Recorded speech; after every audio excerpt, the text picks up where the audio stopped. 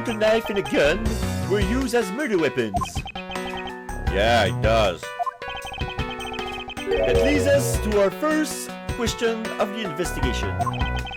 Where did the men acquire the weapons? Hands for his gun, takes out the mirror. The gun was inside of Faraday's bag. It was a piece of evidence that was presented in the trial earlier today. Checks his beard from all angles. Not bad, not bad. So, Osric Tentacles in the same genre is the band we were listening at the beginning of the stream. They're known for doing unexpected key change and scene. Oh, okay, okay.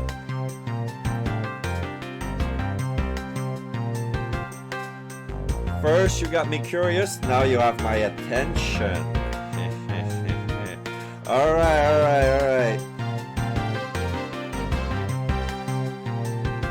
So send me the link at your most Earliest convenience. So I'm gonna keep reading. So yeah, I think I'm gonna say gun every time that Bat's gonna try to reach for his trench coat pocket, but instead of taking a gun, it's gonna be something else. But it's like the second time he's doing that, it's taking a mirror out. But yeah, every time he reaches for his gun, he always gives the most menacing glare, like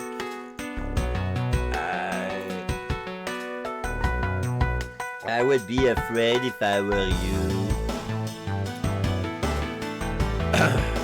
So, the gun was in Faraday's bag. It was a piece of evidence that was presented in a trial earlier today. It was used to kill the Codopian embassy staff member, but I never heard anything about the knife. Okay, we see the design of the knife. It's interesting.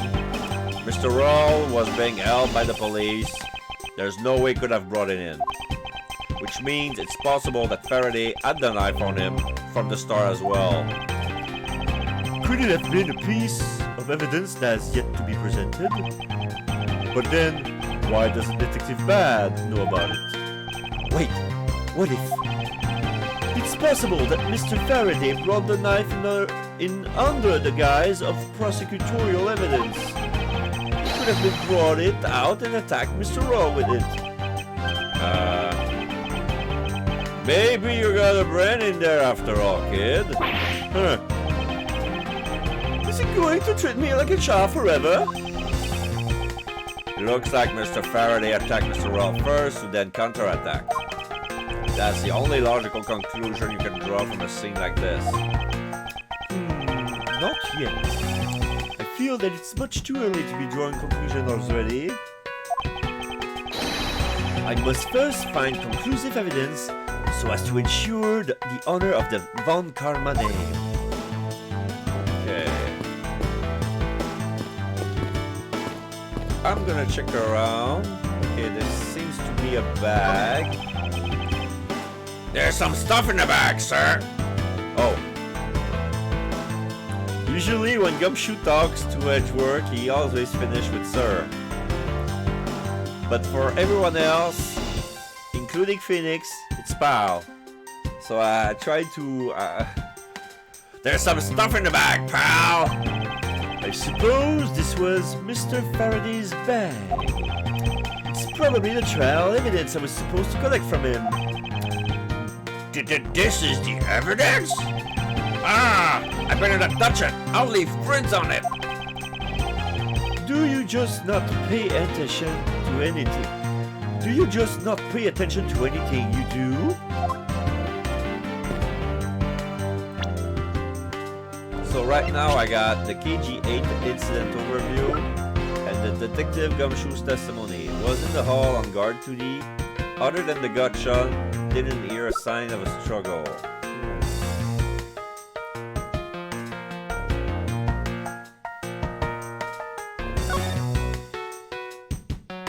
Okay, so the KG8 incident overview start with front newspaper of Rhodopian Embassy staff member Manny Cochin found not guilty. The victim is CCU. Shadow over the Amano group. What's his relation to the smuggling ring. Because the thing you have to understand about the Amano group was first accused of being Part of the smuggling ring? like being one of the gears, but the head of this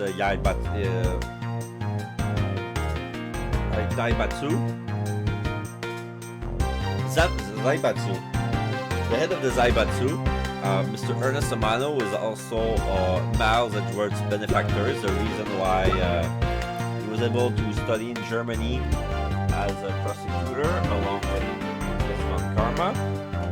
He lended him some money, but he said, "Oh no, he put someone else on the." He threw someone else under the bus. He put the blame on his secretary at the time, who was Colin Deveray. Sorry, I got to blow my nose.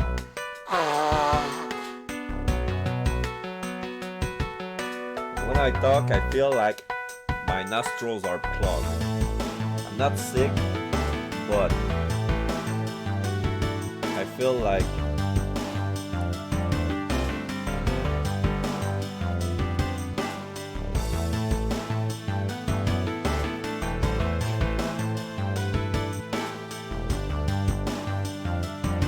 okay, that's better.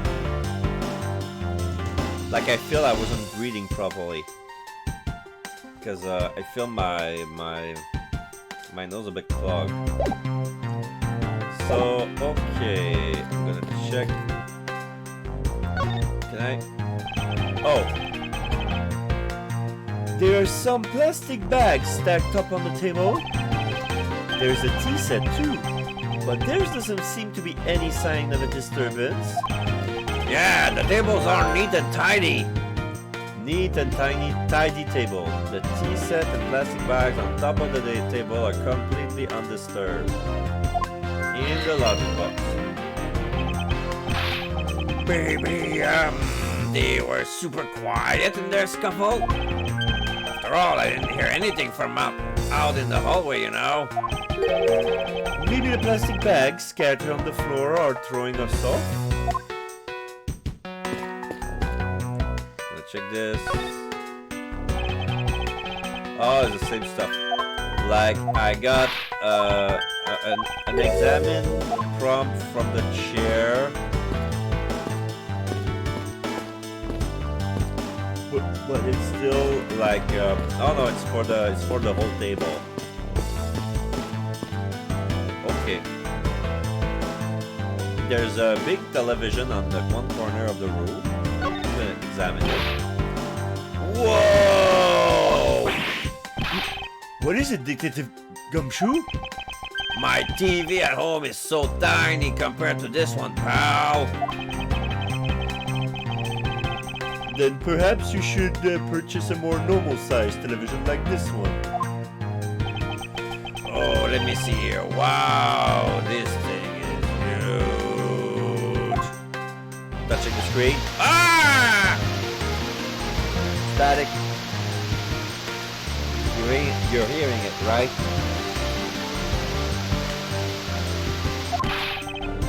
And way too noisy. You're the nosy one, Scruffy!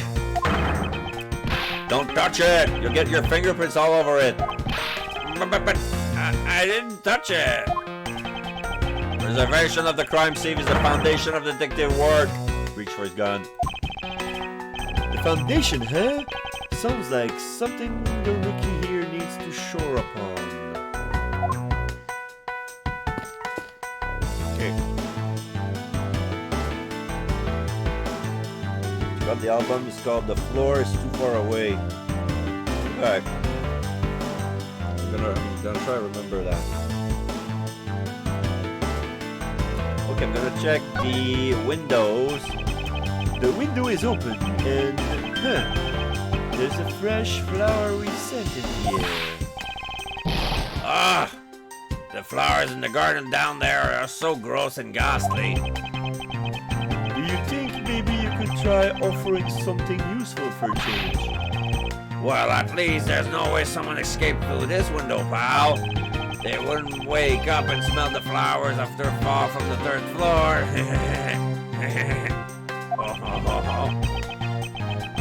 Are you willfully ignoring the fact that there are also iron bars on the windows?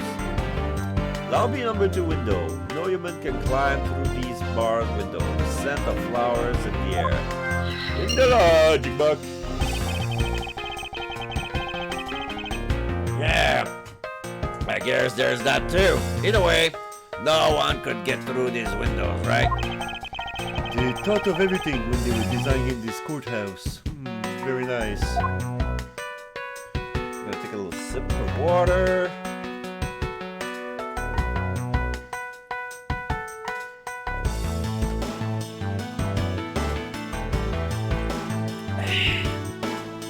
Oh yeah. I'm gonna talk to Francesca. Ah, I see.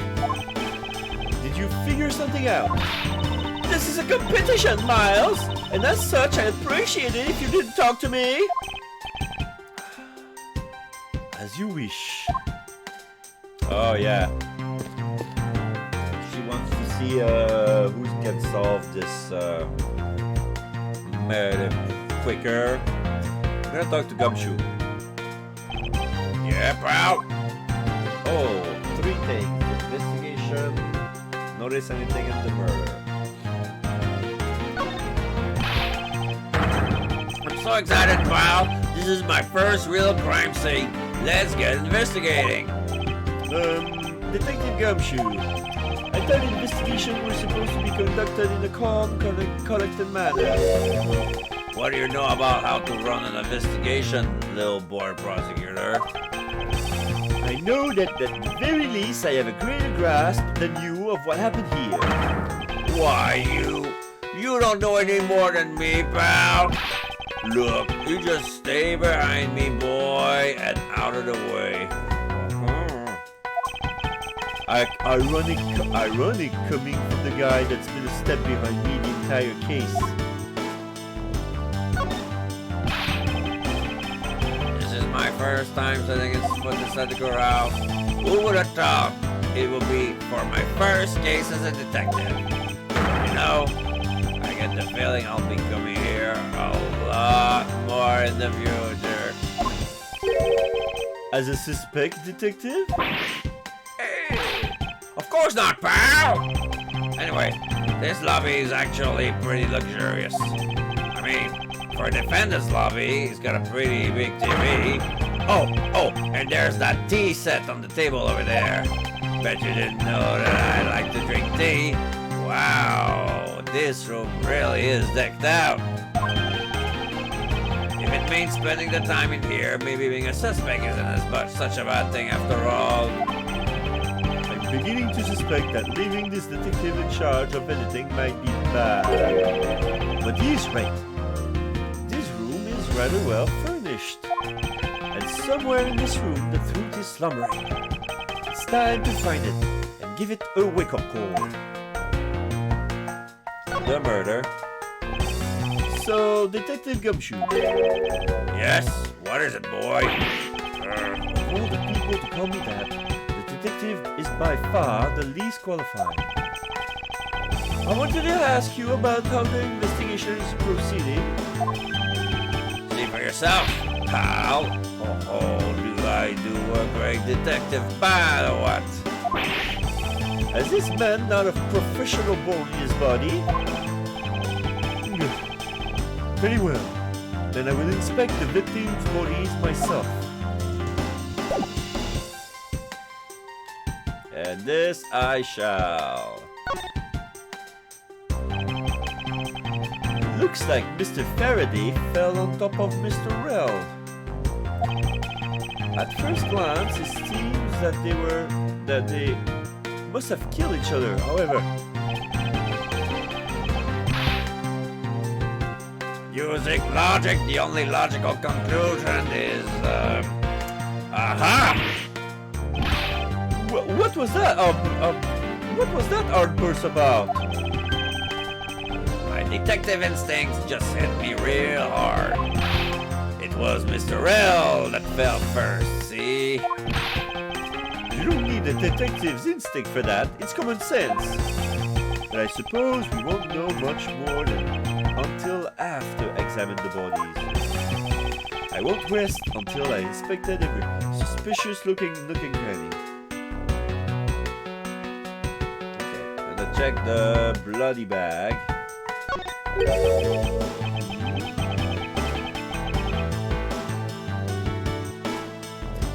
Why are these plastic bags scattered all around? Those bags are for keeping evidence safe, pal. I know that much, detective. You're sure good at this stuff, aren't you, pal? Normally, I'd be happy when someone compliments me, but when it's this guy... Anyway, does these plastic bags be evidence of a fight between two men? Plastic bags used to store evidence as all strewn all over the floor. And the magic box, the logic box. Okay. I'm gonna select his hand.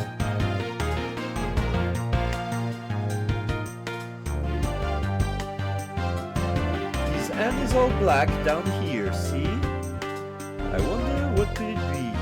Yeah, I noted it. Now that he mentioned it, noticing it right now, is not only his hand, downside of the head is blackened, but also his cuff. So, he must have fell on something or...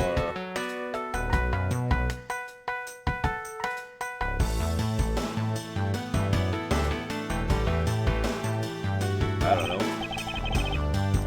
If you look closely, this blotching pattern resembles an ink stain. Mr. Faraday has ink on his left hand. Why is there ink on such a place anyway? In the logic box. An ink stain? Yes, I usually get ink on my own hand when I use my feather pen. A feather pen? I've never seen one before. Sure you aren't just making it up, pal? Okay, I'm gonna check.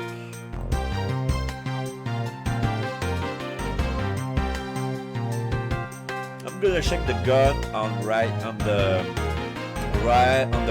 of Mr. Faraday, who appears to be on top of Mr. Rell. Looks like Mr. Faraday died while holding the gun in the right hand. His right hand. So he shot Mr. Rell and then fell on top of his victim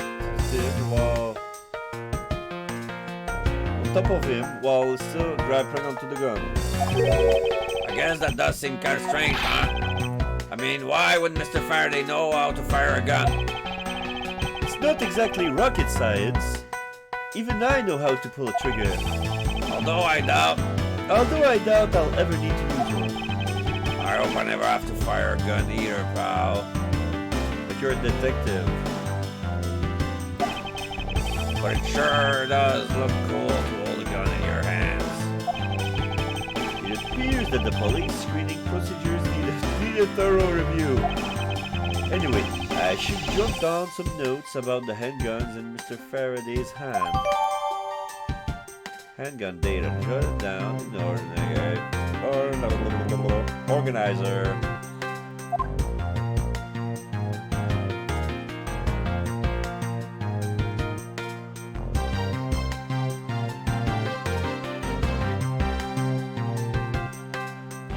Let's see his hand. Looks like Mr. Faraday died while holding the gun in his right hand, so he shot Mr. Rell and then fell on top of him while still grappling onto the gun. I guess it does seem kind of strange, huh? I mean, why would Mr. Faraday...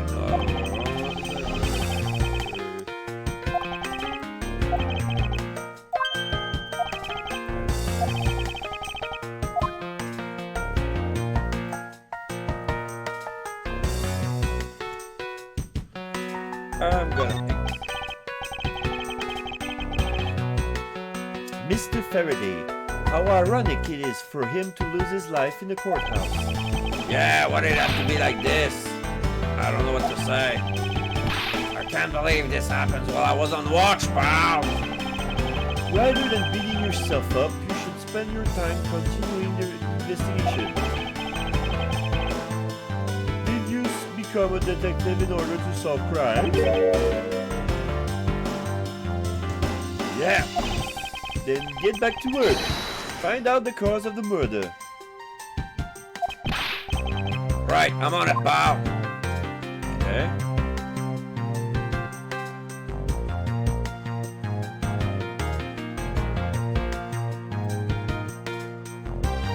Nothing on this bag. Let's see what else. Did this already. Now I'm gonna try with the other victim.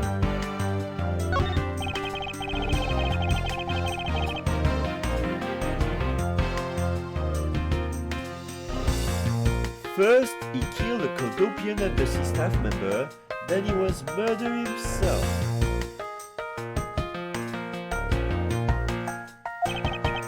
This guy wasn't exactly an angel, you know. Oh? What makes you say that? Well, he's been hauled into the precinct several times for theft and assault, pal. So yeah, he's definitely the type to have committed a murder on video.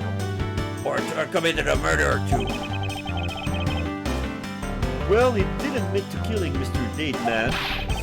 Hey, good point, pal. I knew my detective intuition was telling me something. Detective's intuition? Yep, you know about it. It's a special feeling that all detectives... We don't have time for this conversation right now. Let's return to the investigation.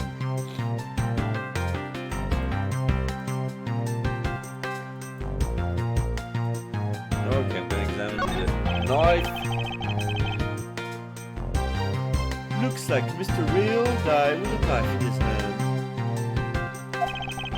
There's some blood stuck on it. Then must have used this as a weapon. Yep, no doubt about it. Was Mr. Faraday carrying this on his personage? Did he bring this as a piece of evidence for the trial? Or did he bring it with a very different intention in mind? I should jot some notes down about it. Knife data jotted down in my organizer.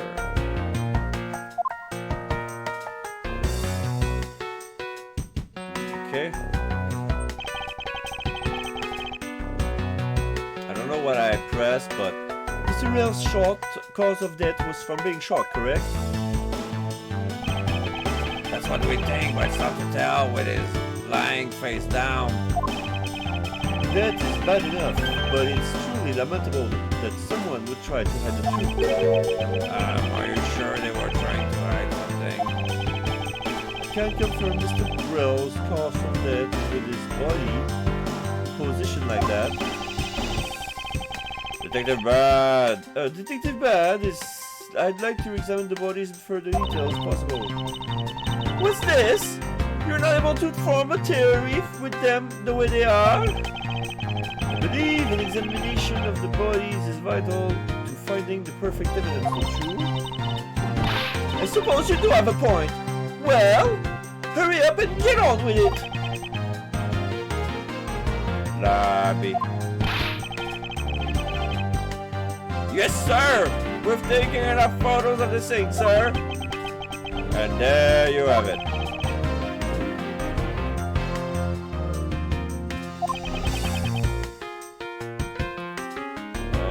It didn't work with everyone else. Everybody seems to be ...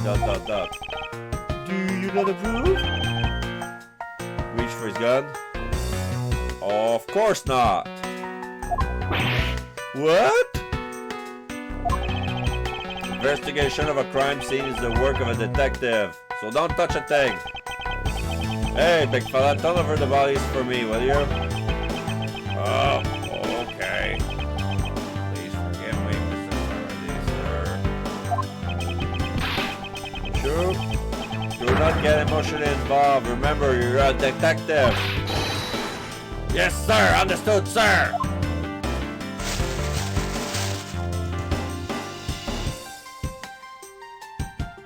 Okay, so now we remove them from their sandwich position. Now they're side by side, but one of them is laying down towards east and the other laying down towards west. So I won't rest until I've suspected every nook and cranny. So Rel has the knife, but there's a gunshot wound on his next to his chest.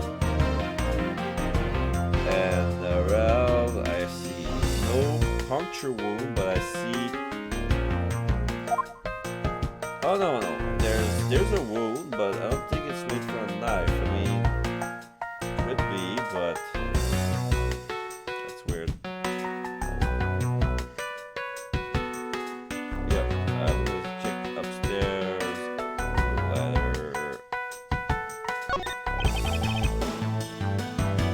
Shot in the chest. Takes some guts to fire a gun in a courthouse. I mean, I've been a detective for a whole week and I still haven't fired a single round yet. There aren't any burn marks on these clothes. That must mean... Wait, burn marks? A round grows very hot as it is discharged from a firearm. Therefore, burn marks are usually left when a shot is fired from point-blank range. Ergo, Mr. Rel must have been shot from at least a yard or two away.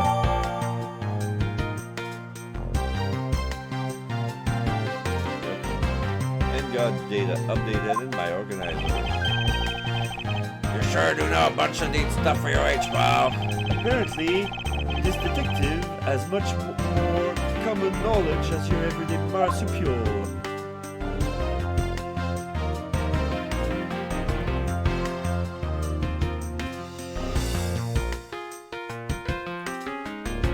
You want the game turned down just a tiny little bit? Okay.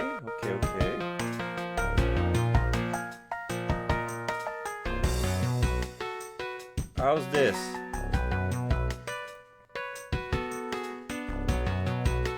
I turn it down a little bit. I don't know. I'm gonna check.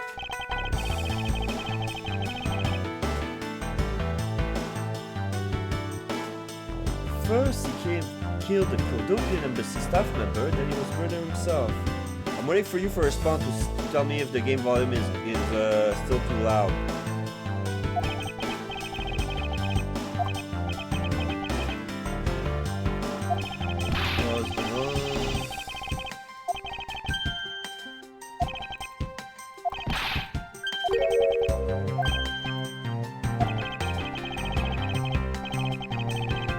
Yeah, it turns out that this is already text that we had.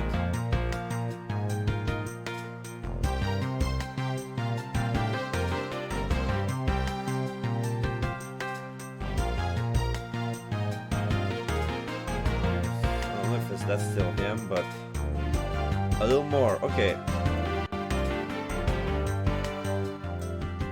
Okay, now it's equal to my mic.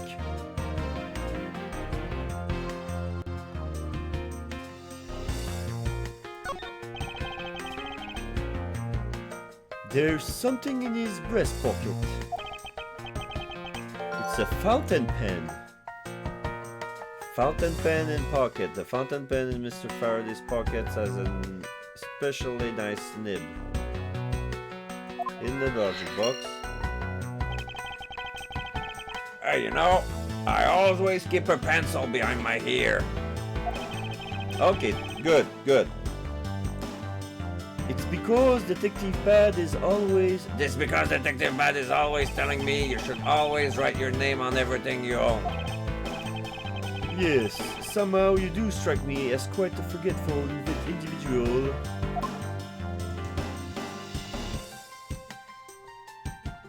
Okay, I'm gonna check the app, Scott. Oh no, this is Faraday. Oh, ready for him to go live. I don't know what to say. I can't believe this is suspended to watch.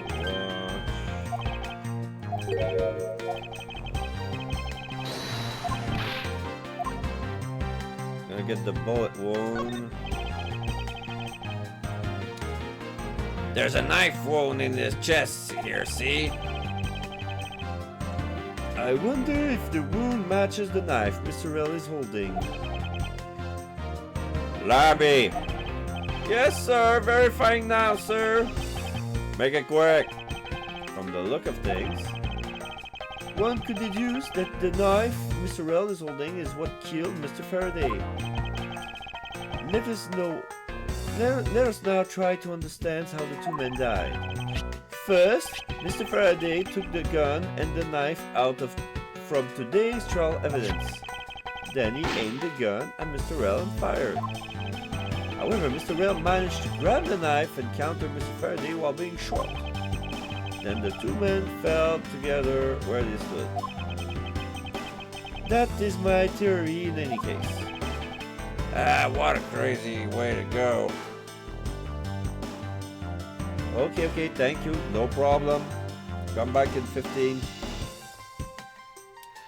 It's funny because I've been hating my my dinner and now I feel a little bit drowsy. It's like, Oh no, I need to take a nap, but what about the stream? so I'm gonna take a little wake up pill, like a little caffeine supplement I keep just in case of this happens. So be right back too. Won't take long. It's just near my cabinet.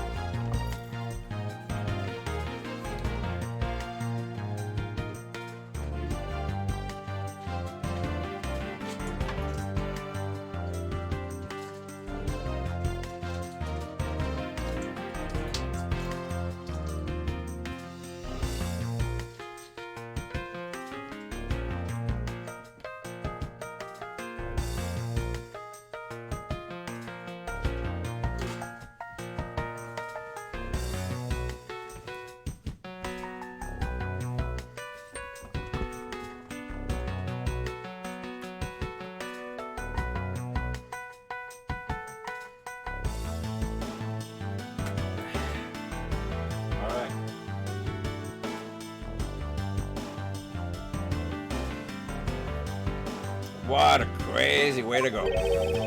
Still, something about that explanation just doesn't seem right. Crime scene note jotted down in my organizer. I believe I now have a firmer grasp of what happened here. I'm gonna use my logic. Because I have 5 thoughts in my box. And I need to figure out. So we have a neat and tidy table. We got plastic bags thrown out. We got a lobby to window. We got a fountain pen in the pocket. And an ink stain. I'm gonna try to link the fountain pen with the ink stain. See if I get a match.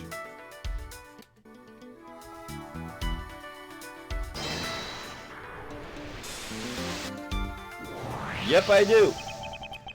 That splotch on Mr. Faraday's hand.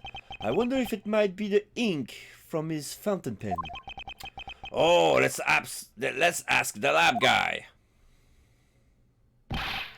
Detective Gumshoe, I confirm that the substance on Mr. Faraday's hand is the ink from his fountain pen. I see. Good work. You know, I always wanted to say that, even if it was just one time in my life. Like in all those movies. I see. Good work. Edward ...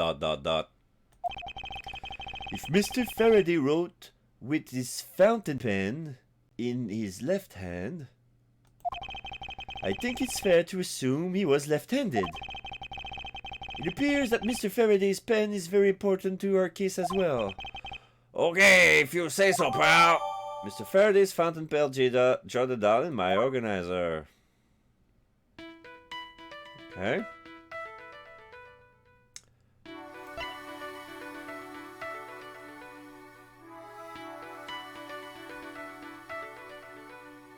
I'm gonna connect the neat and tidy table with the plastic bags if I get a connection. If not, I think I know where to go next. Oh, I do! There is a very tidy pile of plastic bags on the table, and yet a portion of them wound up scattered on the floor as well. It's not likely that the ones on the floor were knocked over during a struggle, in which case, might there not be another explanation as how they got there? Another reason? I believe it's possible that the blood on the outside of the bag is related somehow. Eek, please get that blood away from me, pal. Detective Gumshoe, whose blood is on this bag? Hold on. Let me ask the lab guy. Alright, please hurry. ... Wait till you get a load of this, pal. It's Mr. Faraday's. Oh, and the technician said they didn't find anything else or in the bag. On or in the bag either. It would appear that this bag is a very important piece of evidence. Okay, if you say so, I'll leave it in your hands, pal. Plastic bag data jotted down in my organizer. I guess there's not much left to investigate, huh? They really did kill each other. No, we can't conclude that quite yet. Oh! There's still something I find very peculiar here. I found it! I found it! Okay. The ink from the left hand suggests that Mr. Faraday is left-handed. However, when he was on top of Mr. Rells, he has a gun on his right hand. So, this was tampered with.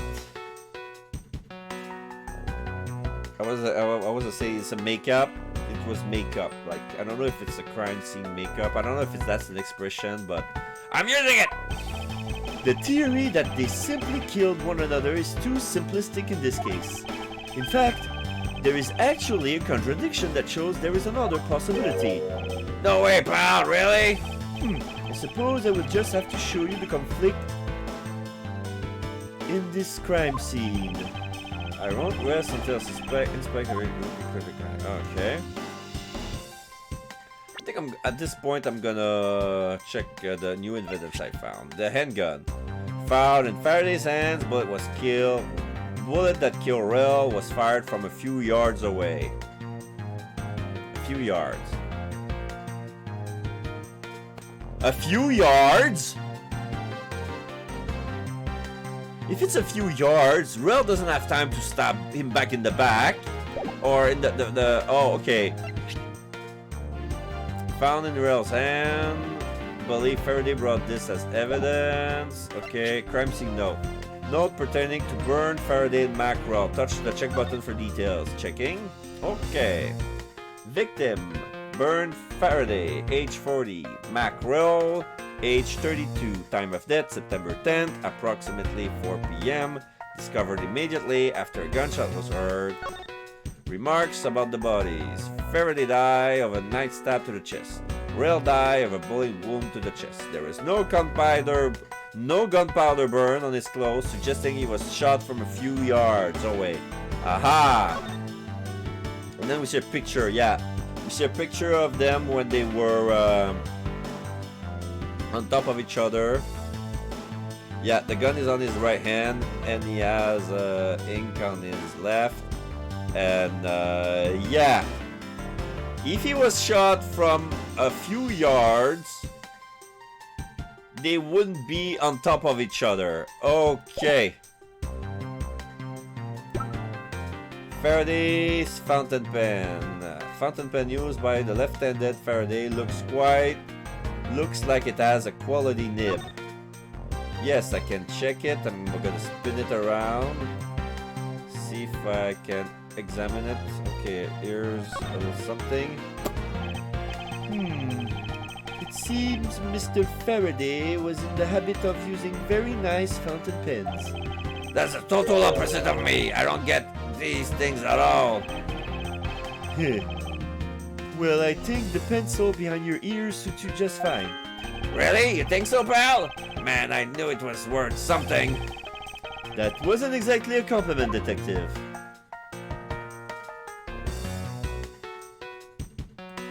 Gonna examine the tip. This looks like a quality nib.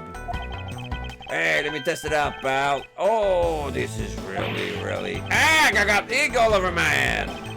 Detective Gumshoe, don't ever play with the evidence like that again.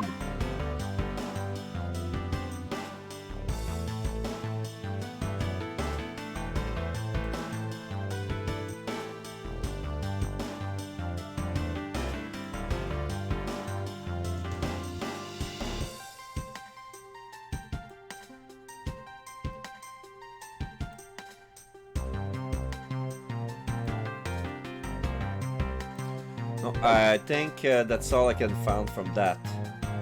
Like that pen can easily be... Okay, plastic bags. One of the bags strewn on the floor on lobby number 2 has Faraday's blood on it. Okay, I'm gonna examine the inky stain. This blood here is from Mr. Faraday's, but there are no other clues to be found. Which begs the question, do I need to put this bag inside another bag in order to preserve it as evidence? It's true!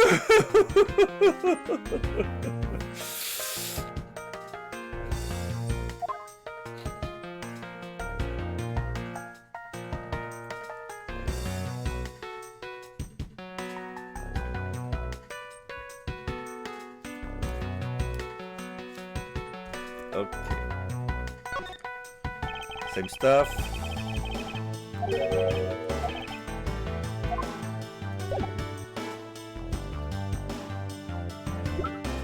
And that's it. Well, I think I can deduce. What do I deduce?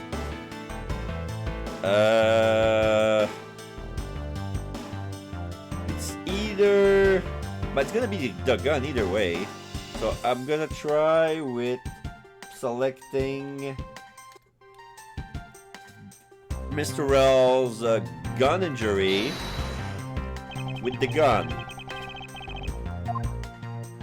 Because the gun says fired from a few yards away.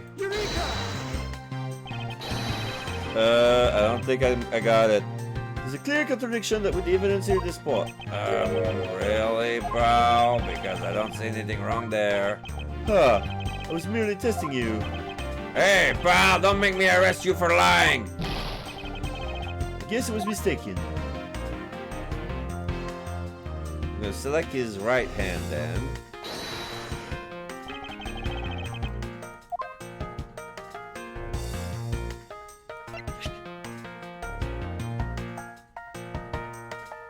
No.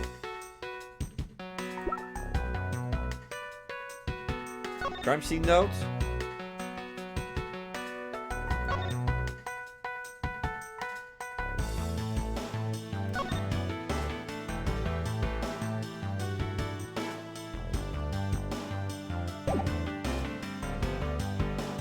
I think I'm gonna try that. The crime scene notes.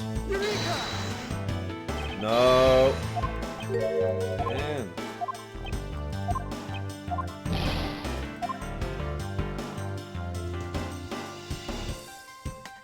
Maybe the bullet wound with crime scene notes.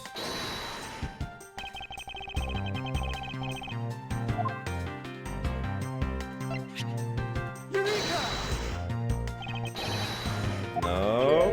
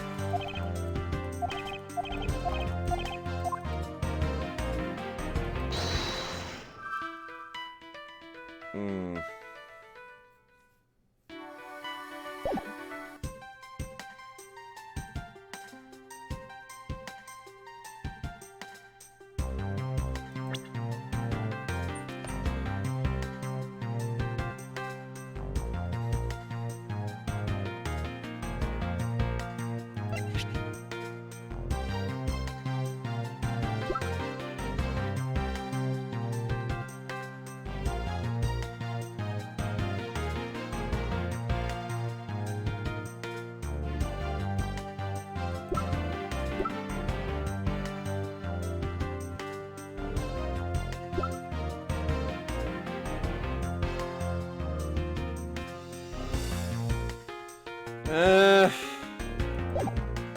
gonna try the left end with the gun. I'm gonna deduce with the fountain pen because the pen is the only thing that explains that this guy is left-handed. Oh my god, that was it. How does that make sense?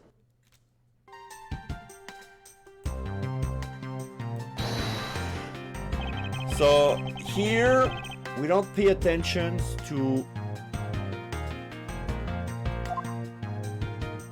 like the gun the gun being held on the right hand contradicts the fountain pen. Because why? The fountain pen has nothing to do with it, but it's the fountain pen is the only piece of evidence that's linked to the stain on Mr. Faraday's left hand. And this is the only piece of evidence that ever mentioned that Faraday is left-handed, because he's not even in my profile yet. I don't have that. Sucks. But yeah, I don't like it. But you know what you're gonna do.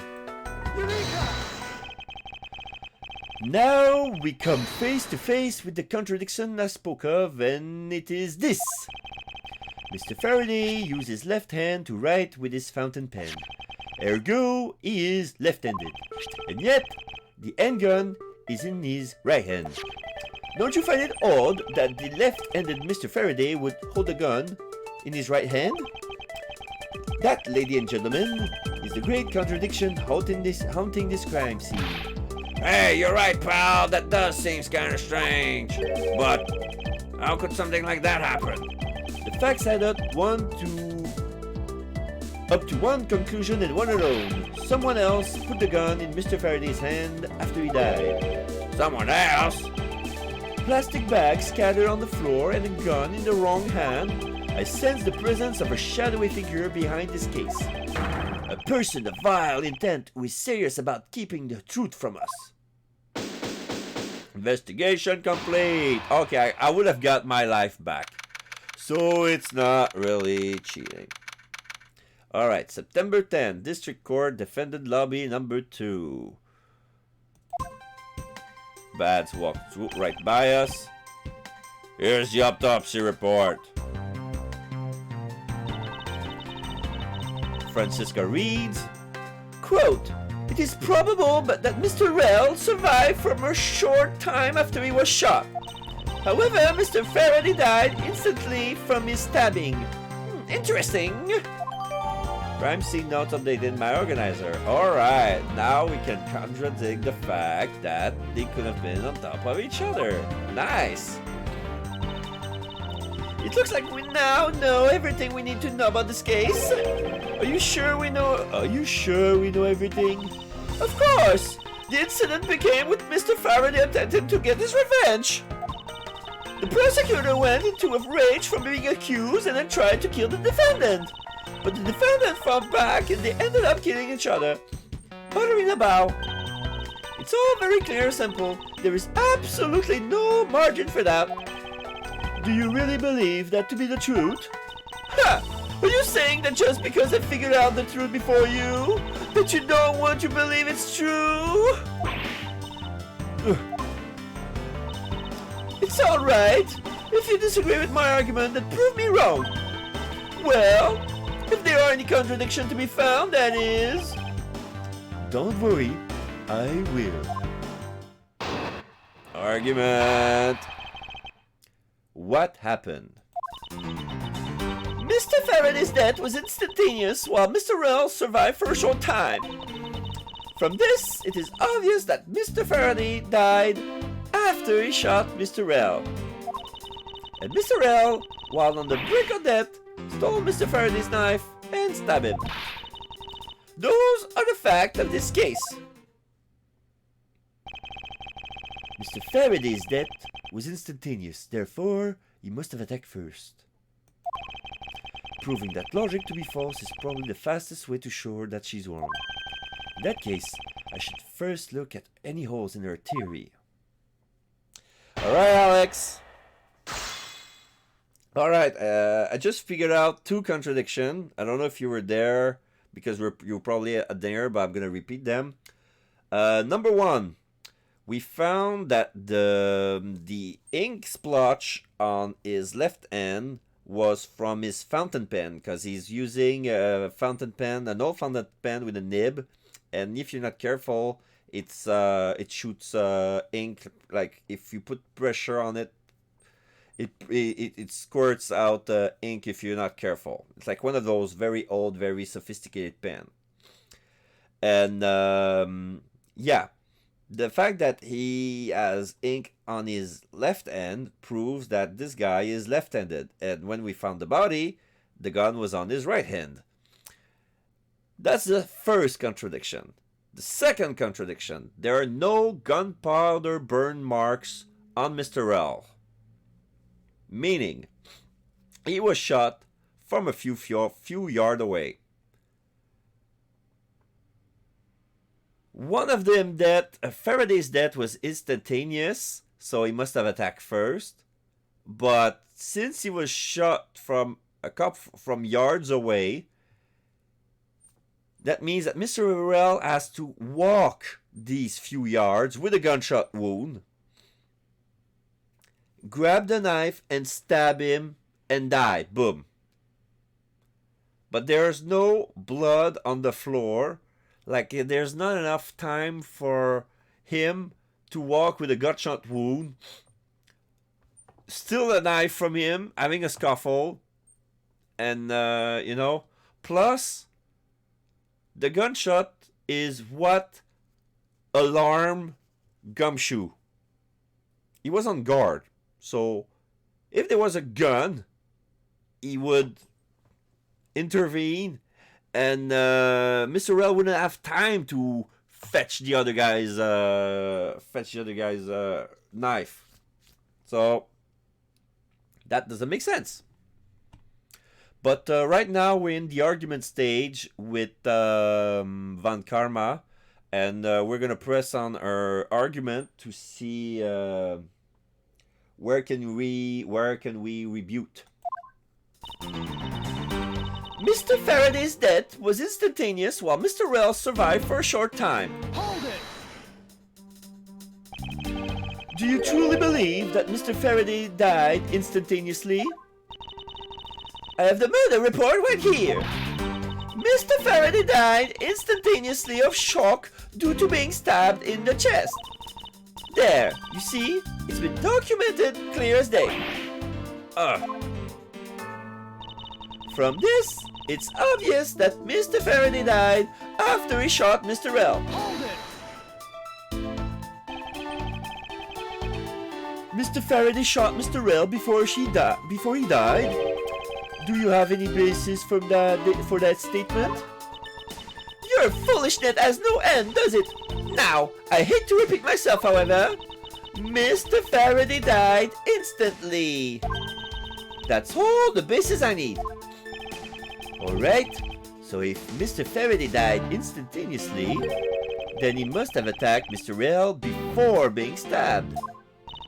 You're finally beginning to catch on, I see. And Mr. Rell, while on the brink of death, stole Mr. Faraday's knife and stabbed him. So you believe that the dying Mr. Rell... So you believe that the dying Mr. Rell stole the knife from Mr. Faraday? Mr. Rell became desperate as he did not want to die. Human beings can do amazing things when they are put to the test. So the two men struggled. And in the end, Mr. Rell was able to grab the knife and stab Mr. Faraday. The messy condition of this room is a testament to their struggle. Yes, my logic is perfectly sound.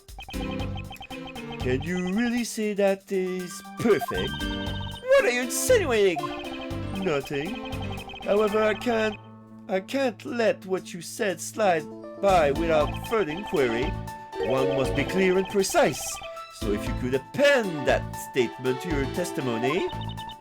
Fine! They struggled and Mr. Rell used the last of his strength to counterattack Mr. Faraday.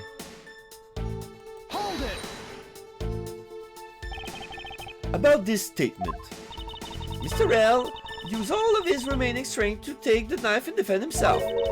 One can easily see that they had a violent struggle. Of course, it's nothing compared to what my riding crop can do. How does one compare the damage her crop can do with the state of this room? Furthermore, all the plastic bags on the floor in this room were scattered there due to the fight. Is there anything else that I can explain for you? No, that will be fine. Where was he shot? Through the chest. The boat has been okay. I'm gonna present just to access the organizer, but I'm not gonna present anything. I'm gonna read you the crime scene note. They were discovered. The bodies were discovered after a gunshot was heard. Faraday died of a knife stab to the chest. Shock from the stabbing caused instantaneous death. Mr. L died of a bullet wound to the chest. There is no gunpowder burn on his clothes, suggesting he was shot from a few yards away. It's possible he was alive for a little while after being shot. And then, okay. On the picture, Rel is on the bottom and Faraday is on the top. So the one who's got killed instantly fell last.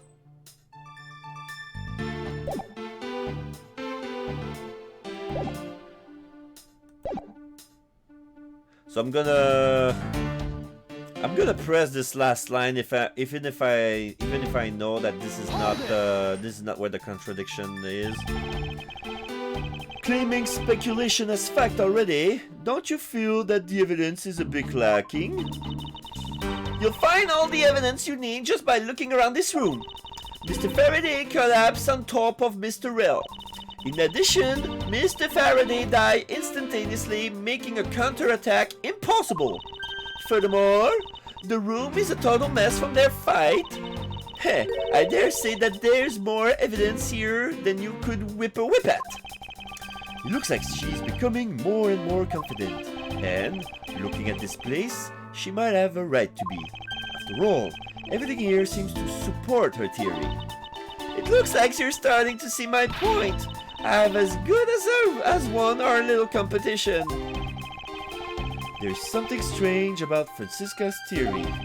Should compare her claim with the data I've gathered thus far. I'm wondering if there could have been a third person involved. Of course there is. That's Edgeworth's theory, that there is a shadowy person who put the gun on his right hand, who put the bodies together. But right now we have no evidence suggesting that theory. We can only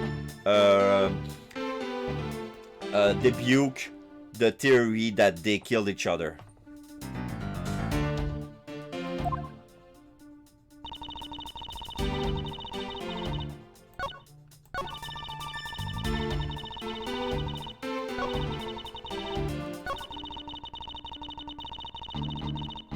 Okay, so I'm gonna present on the struggle, and Mr. L used the last of his strength to counteract Mr. Faraday with the crime scene note.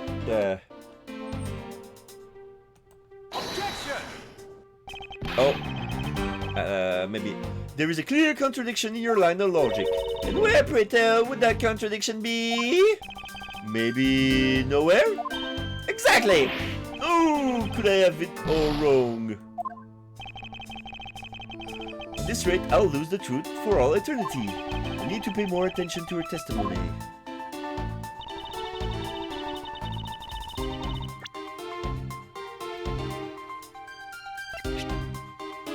Nah, it's gonna be the gun.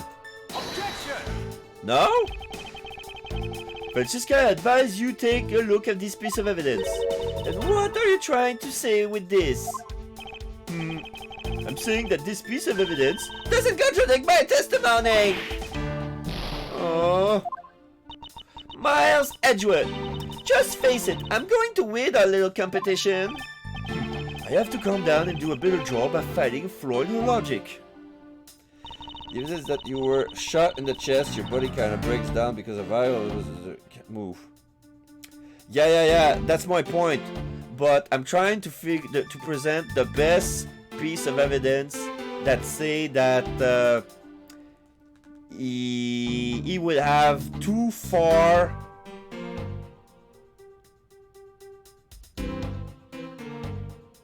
Wait a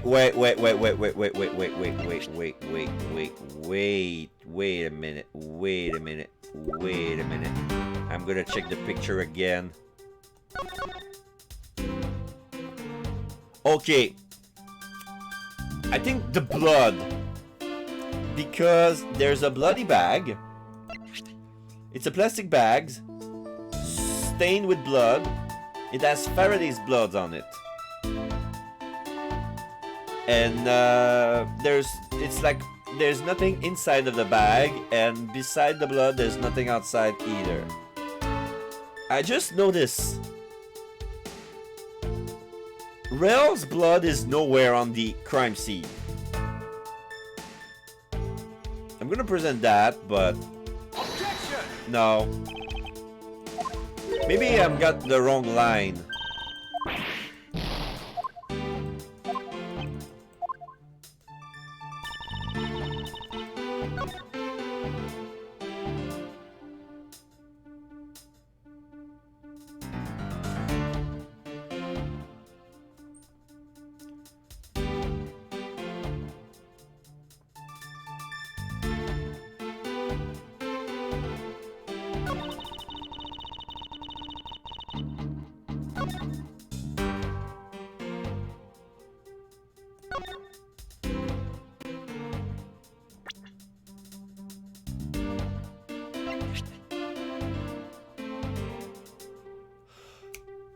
I'm gonna try the knife because here's the thing.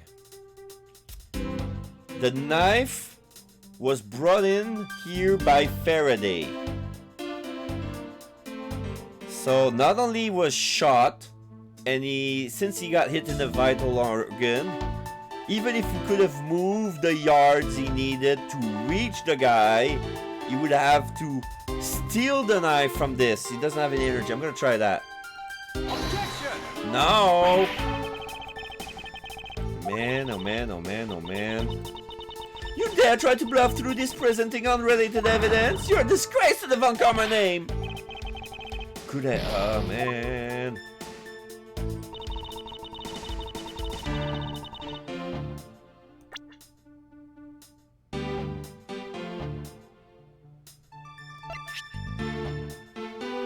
I am.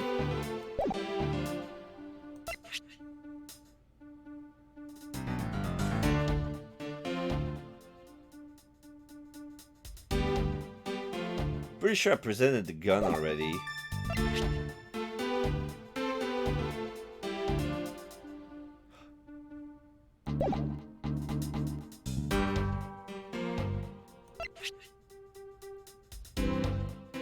Oh, maybe not. Oh.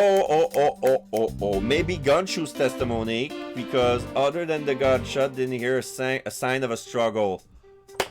Oh my god, I think that was it. That was it. I'm gonna load. I'm gonna present straight Gumshoe's testimony, because he heard the gunshot and didn't hear a sign of struggle. He came as soon as the crime scene. Like, I was right. Objection! Yes! That was He did that little thing with his finger. If the two men were fighting, their struggle would have surely caused quite a bit of a noise. However, Detective Gumshoe testified that he heard absolutely nothing. Ha! You place too much faith in that detective testimony, you know. But for the sake of argument, let's say that there wasn't a fight. How then did Mr. Rell get his hand on a knife? Mr. Faraday's bag was sitting right here in lobby number 2. It is not hard to imagine that perhaps Mr. Rell saw a chance and took it out of some point. Francisca ... So, what you're saying is this. Mr. L took a chance when he saw the opportunity and took the knife from the bag. And then Mr. Faraday shot Mr. L after being stabbed?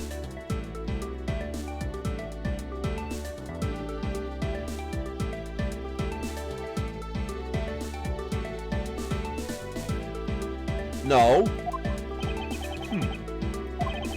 Isn't there something strange in Francisca's statement just now? Yes, there is. Something is off. Me stopping right there is like, wait, no. Something is off. Wait, something doesn't add up. Oh, really? Simply not possible for Mr. Faraday to have shot Mr. L after being stabbed. Yes. Because you just... Weren't you listening to yourself, Von Karma? I'm gonna save just in case, but there you go. Take that! Little brat. According to the coroner's report, Mr. Faraday died instantaneously, meaning that he died immediately upon being stabbed by the knife. Ergo, he could not possibly have fired the gun after that. Oh, you got me. But of course. Well then, if the report is correct, then there is only one correct explanation. If we suppose that Mr. L attacked first, then Mr. Faraday, who died instantly, would have been unable to kill Mr. L. Therefore, Mr. L must have stabbed Mr. Faraday after he was shot. Then they both died. That is the only explanation that makes logical sense. Negating your opponent's idea in order to prove your own theory. I see you've been studying, Francisca. I just wanted to explain it to you as plain and simply as possible, before you foolishly propose a foolish theory that only a foolish fool like you could. How naive of you to believe that only your opinions are valid, and still expect to discover the truth that the crime scene offers you. Francisca, you still got a ways to go. What are you talking about? Are you saying there's a flaw in my logic? Mr. Faraday died instantly, and the fact that he did is what gives rise to the contradiction in this scene. The contradiction here is the crime scene is the order of events, the order the bodies fell, and the evidence bag's location. Okay.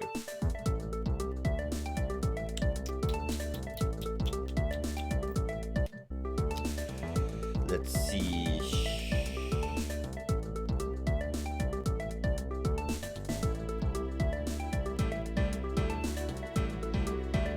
Yeah, I believe that would be the order the bodies fell. Let me get this straight. What you're arguing is this. Mr. Faraday took the gun from his evidence bag and shot Mr. L. Then, the wounded Mr. L found an opportunity to take the knife and strike back. Upon being stabbed, Mr. Faraday died on the spot and L died thereafter. If that's the case, then how do you explain this? Take a good look at the order in which their bodies are piled. No! It's the other way around.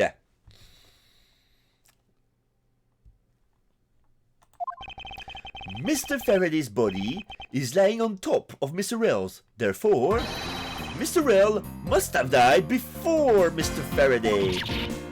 Impossible!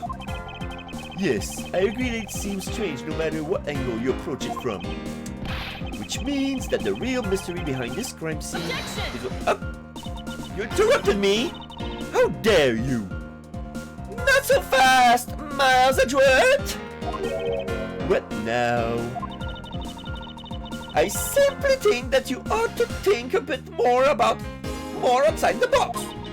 And that it's even clearer now than the incident started with Mr. Faraday's murderous intent. She sure bounced back quickly. An explanation won't be enough this time.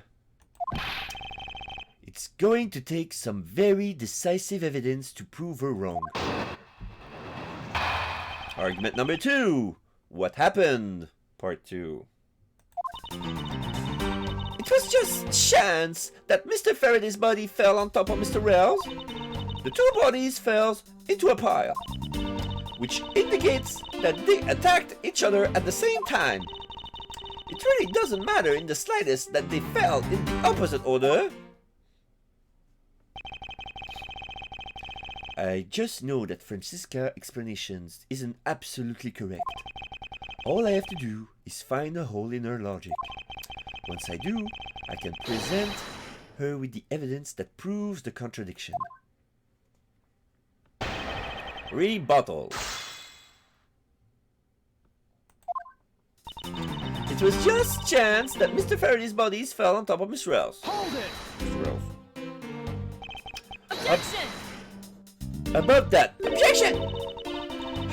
Pressing someone's testimony in order to gain some time to think? You're a real one-trick pony, aren't you? It's too bad your trick only works on fools. That wasn't my intent.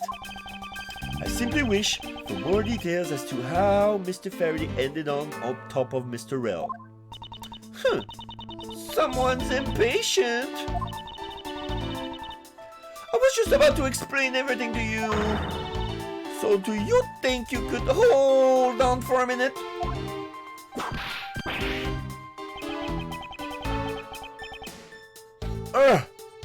Francisca, I'll make you a deal.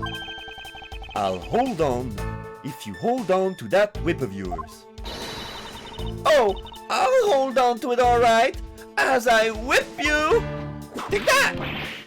Oh. Well, now that you've quieted down a bit, I'd like to continue if you don't mind. The two bodies fell into a pile. Hold it! The two fell on top of each other. Don't you find that just to be a bit strange? Not at all. Huh? I can see it in your eyes. She's dead set against me from the bottom of her heart. Miles Edgeworth, once I'm done here, you'll see that there's nothing strange at all.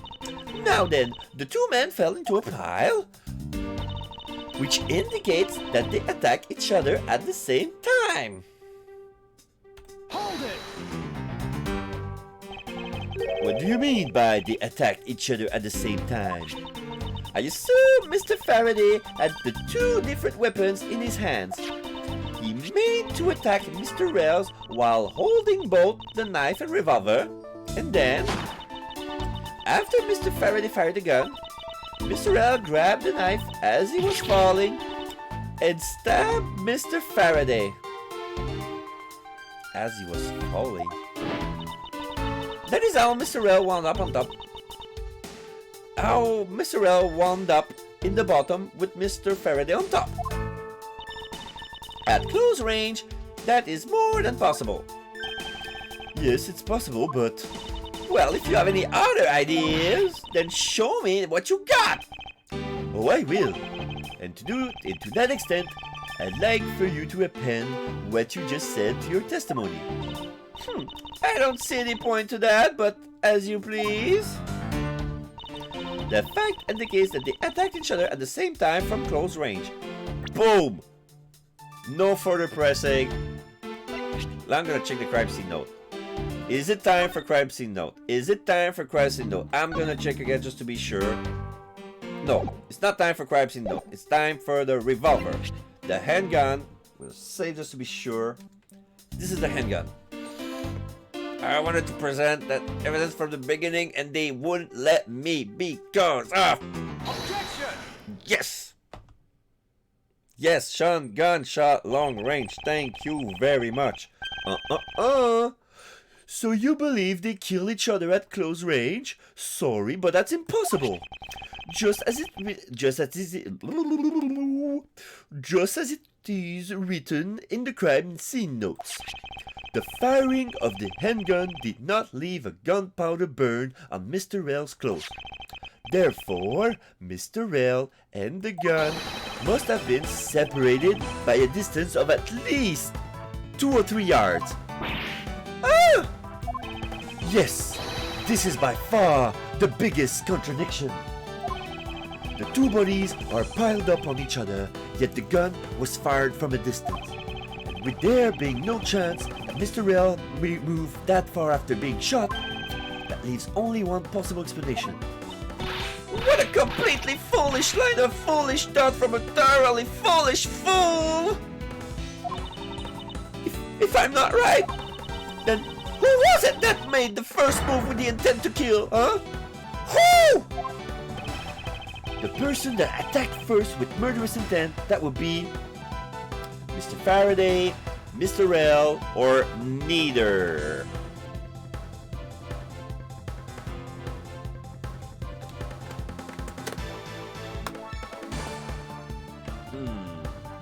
Let's see here. I'm gonna see neither man. Here in this room, contradiction appears no matter which man we claim attacked first. Thus, there can only be one explanation. There was a third person there. It was that third person who killed both Mr. Faraday and Mr. Rail and set their bodies on to make it look like a double murder. That third person is the real culprit.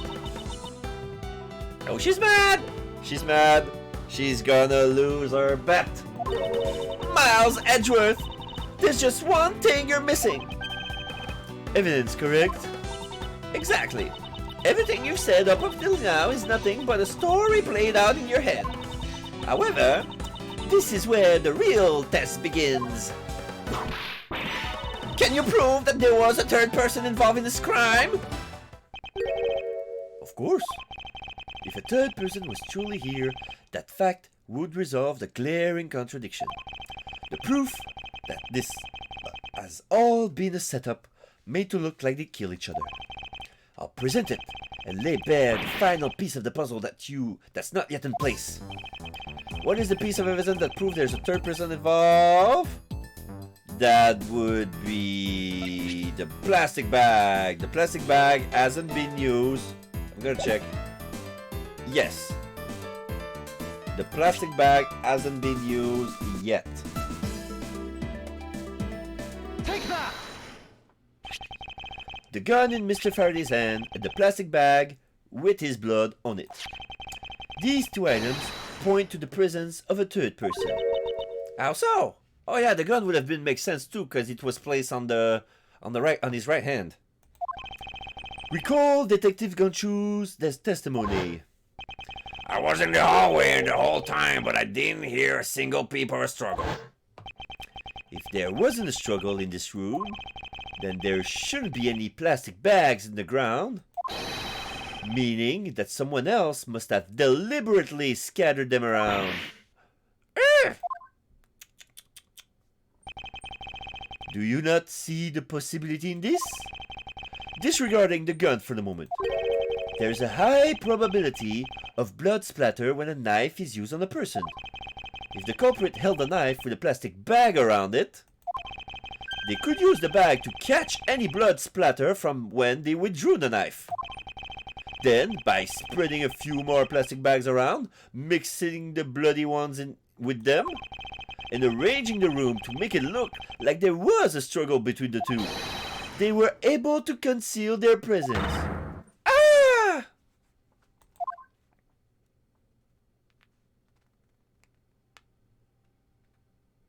Yep, Bad is taking notes.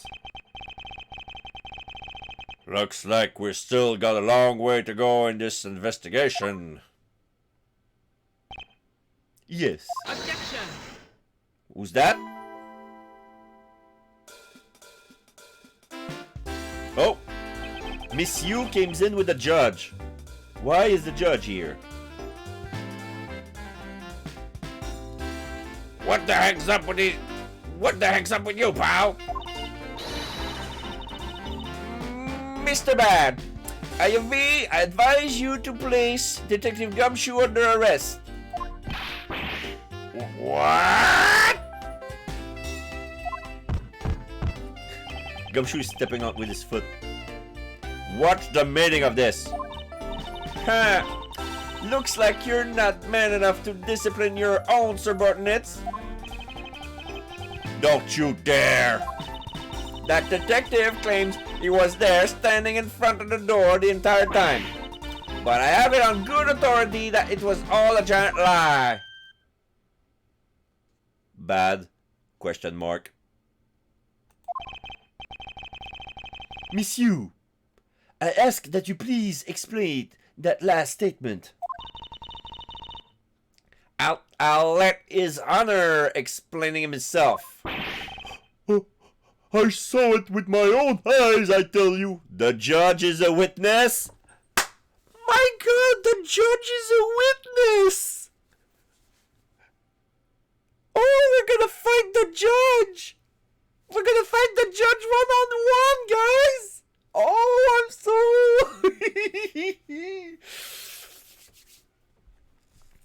It's no longer like, oh, the judge is here and then not guilty. It's gonna be, oh! I saw it with my own eyes, I tell you. During the recess, there was a period of time when there was no one in the hallway. What? See, Mr. Brad?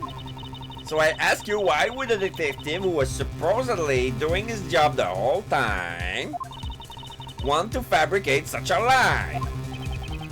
Gumshoe, did you kill Faraday? No! Of course not, sir! It will appear that the one who set this whole crime scene up is that detective. Which basically renders his testimony a complete lie and wholly invalid. It looks like your perfect logic has just come tumbling down, Miles. I was in the hallway the whole time, but I didn't hear a single peep or a struggle. Flashback. Was that statement really a lie? Detective Gumshoe, you're now a suspect in the murder of 2 men. Now, spit out the truth, or so help me. Grabs his gun. I haven't lied to anyone, sir. Honest. I really was there. I was in the hallway the whole time. Hold it! Detective Bad, I ask that you please do not act without my permission. After all, I am the one that is heading up this investigation, am I not? Don't talk like you know what's going on, boy. All I want is for this investigation to run perfectly. Perfection is the only wish of a disciple of Von Karma, after all.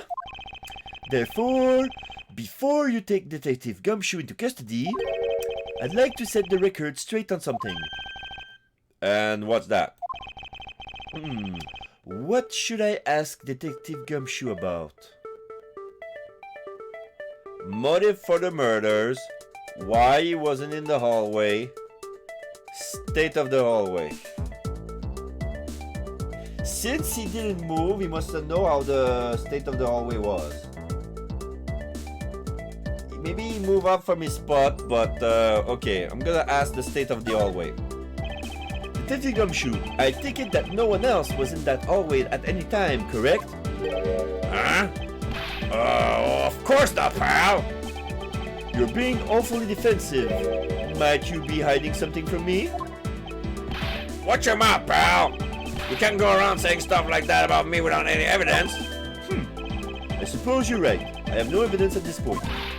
Miles Edgeworth, how can you be losing a battle of wits with this detective? You're a disgrace!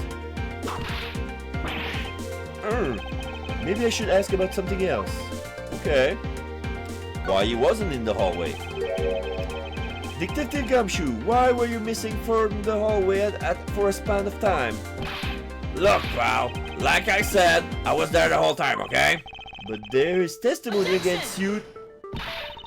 Miles Edgeworth, why are you wasting our time with a completely useless question? Huh?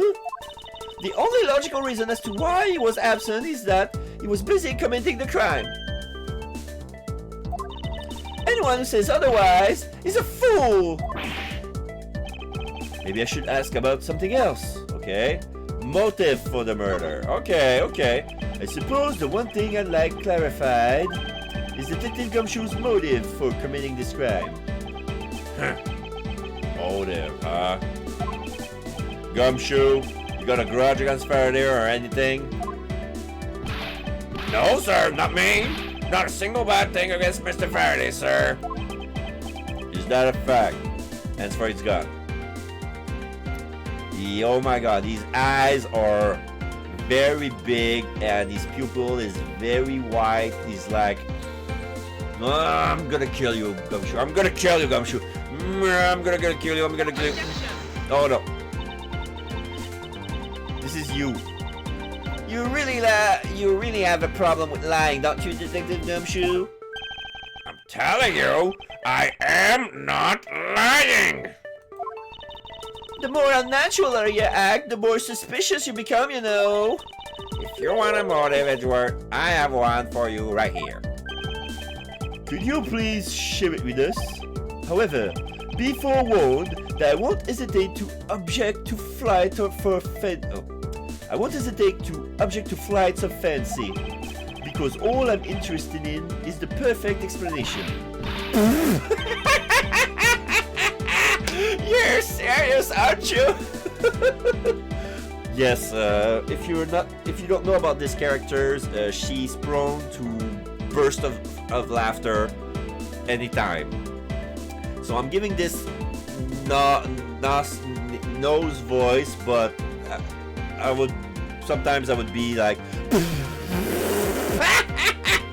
this is not me laughing at all. Like, this is her. I'm forcing my laugh because she's the one that's laughing. Fine, you amuse me, so I'll humor you with a little cartoon practice. Argument with you. Gumshoe's motive. It was. Oh my God, she's putting on her makeup. She brought her little compact and she's putting her lipsticks on.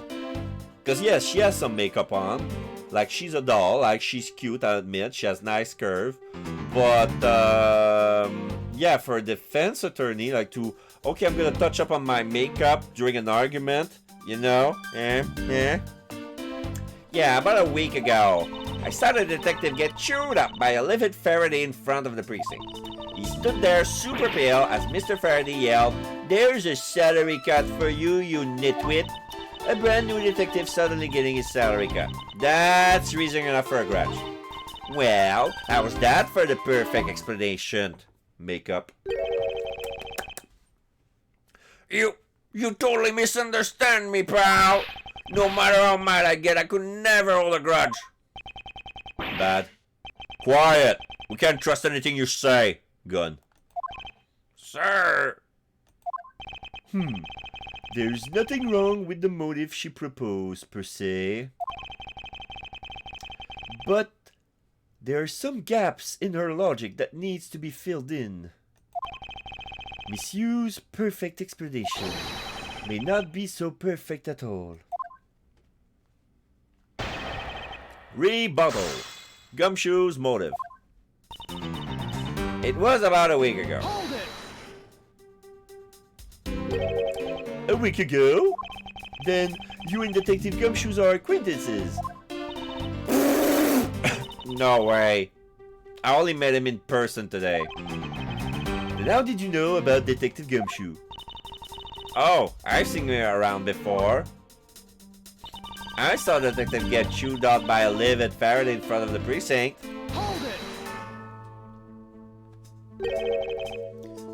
Mr. Faraday was upset? Yeah, you know what else? Mr. Faraday is exactly known to get angry often. But there he was, totally beat red in the face.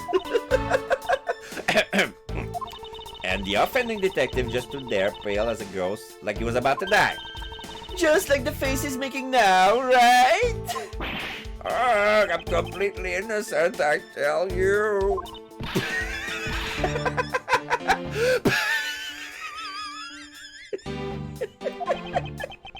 The poor man.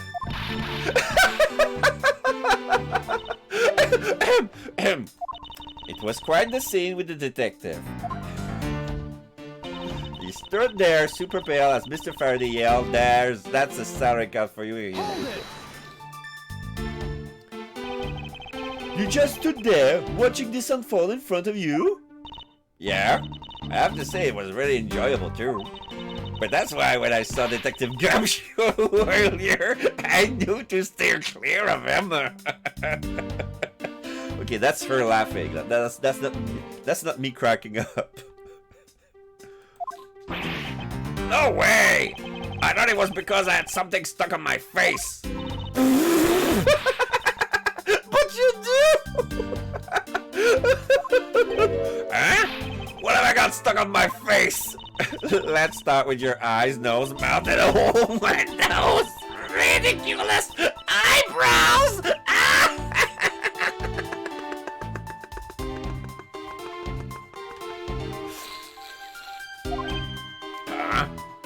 I don't get it. Oh man, messing with your head is just too much fun! Miss you. If you don't mind, I'd like to return to your testimony now. Sure, why not? A brand new detective suddenly getting his salary cut, that's raising enough for a grudge. To cut a new detective salary right off the bat like that? I'm not really familiar with the way you guys relate, but is that a common practice? Speaking of cutting my salary, did you threaten to do that to me earlier too? Suppose I did. It's only natural to cut a worthless detective salary down to their actual worth. My father can even fire anyone, new or old, with a snap of his fingers. Like there. Like Thanos. Before that was even a movie. That game was released during Iron Man. The first one. Even Incredible Hulk just to be on the safe side. Okay, that was me laughing. That was not Miss You. Okay, this is Miss You. Do you think maybe that's reason enough for detectives to hate you people? My God! Detective Bad. Well, I guess they really shouldn't cut people's pay. Thank you. Thank you, voice of the people, Detective Bad. Thank you. I'm gonna check the organizer just for the profiles. Okay, who do we got? Okay, we got Manfred von Karma, age 60. My mentor was never known defeat in 35 years, a legendary prosecutor. Yeah, because back then, it was 7 years ago. So it was during his 35th years of perfect run. Then when he was 40, that's when he got caught by Phoenix Wright. Then like 2 years later, then brought back. Because this is between Trials and Tribulations and Justice for All. Like precisely 1 month after Justice for All. Okay, we got Bern Faraday, age 40, gender male, prosecutor for the KG8 incident, stabbed to death with knife in lobby number 2. We got Dead Man, age 53, male, Kodopian embassy staff member, was gunned down in front of embassy by Rel. Mackerel, age 32, gender male, embassy staff killing suspect. He was killed in lobby number 2 with the handgun. We got Yatagarasu, age question mark, gender question mark, real identity is unknown but claims to be a noble thief, infiltrated the embassy. We got another question mark, which is the picture of a young K. Faraday, question mark, girl with a balloon. During the recess, she asked me for change to change some coins for her. The judge. It's not Gavel or Santa or anything. The judge. Age? Question mark. Gender male. Judge in embassy staff killing case. Testified no one was in the hallway for a short crime. Will the salary cut have to be approved by the police chief?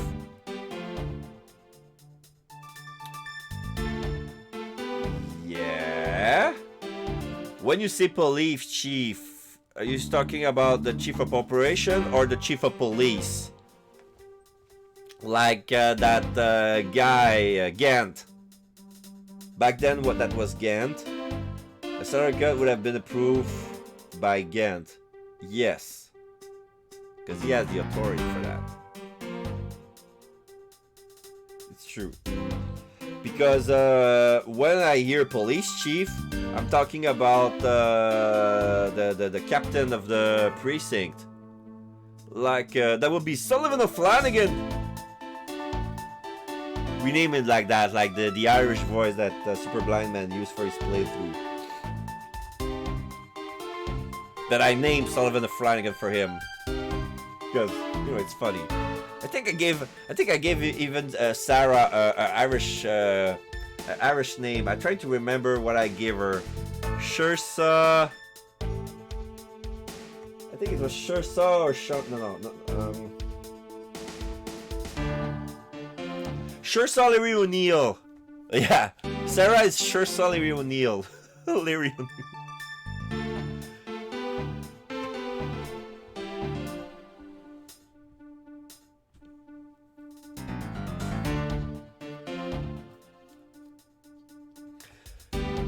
So, let me check. Dick Gumshoe, age 26, gender male, new rookie detective at the precinct. First crime scene, seems very enthusiastic. Callisto Yu, age 22, gender female, lawyer of embassy staff killing defendant. Rel. I was to battle her in court.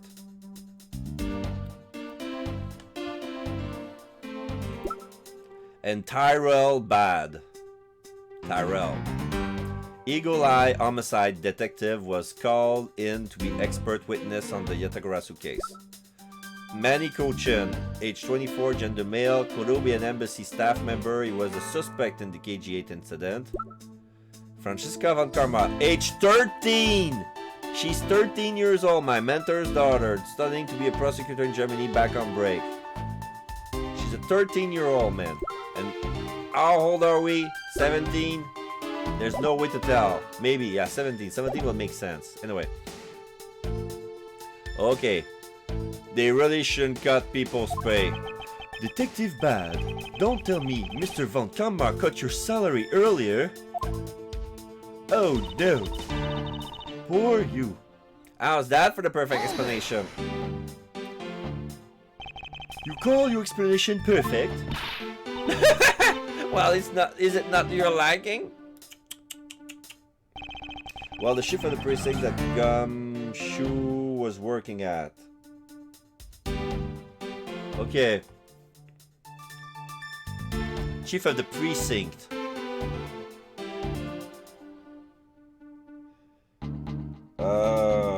Chief of precinct. That's what I would call chief of police. Chief of the precinct. That would be the guy. Just only for one section.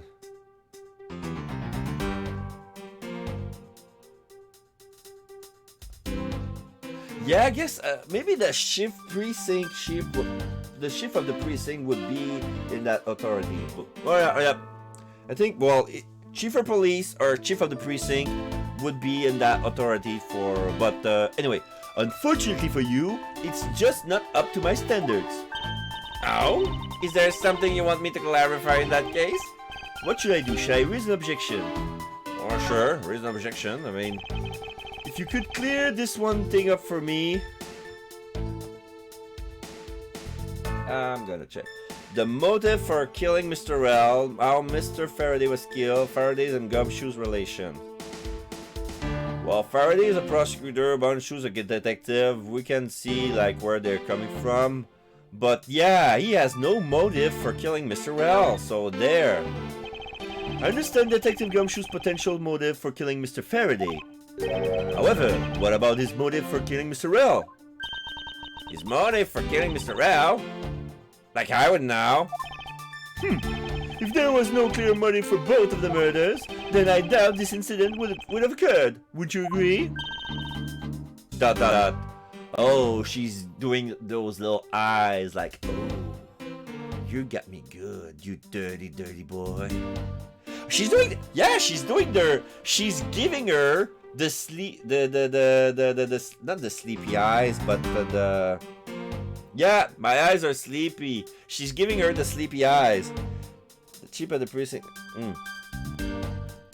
She's giving him the sleepy eyes. Oh my god. She's into close to she's into those barely legal those barely legal prosecutors. She's 24 and he's 17. If she could have waited a bit longer, that would have been okay, but she's giving him the sleepy eyes. I don't believe it. If there's anyone else who might have had a grudge against either of the two men, or should we look into that ourselves? Oh, in that case, I have absolutely no idea. Makeup. Edgeworth, ... What? But that's impossible! She must know something! Wait! Can you please not glare at me like that? It makes me laugh.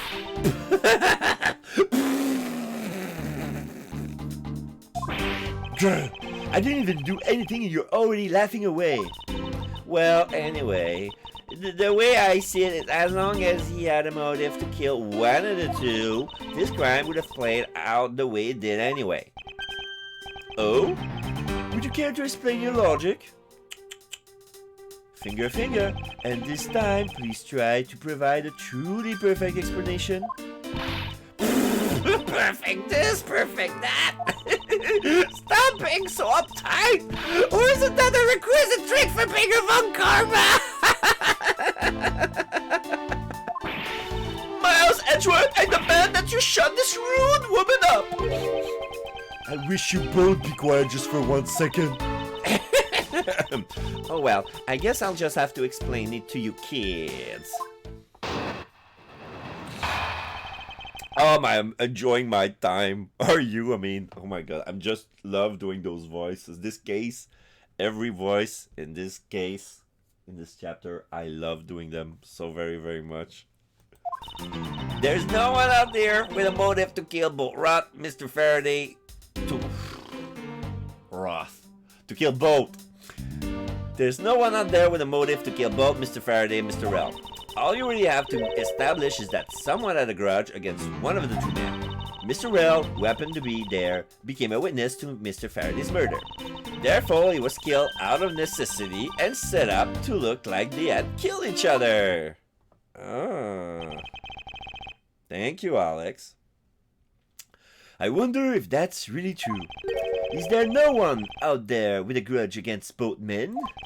I should take another hard look at the evidence for this morning case.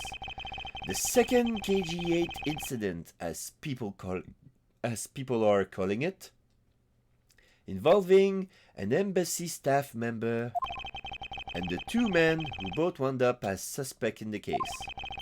Is there someone else I'm overlooking who is somehow related to them? Motive to kill the man, rebuttal. That's an interesting thought, Edgeworth, and I'm trying to think, and probably Manny Cochin,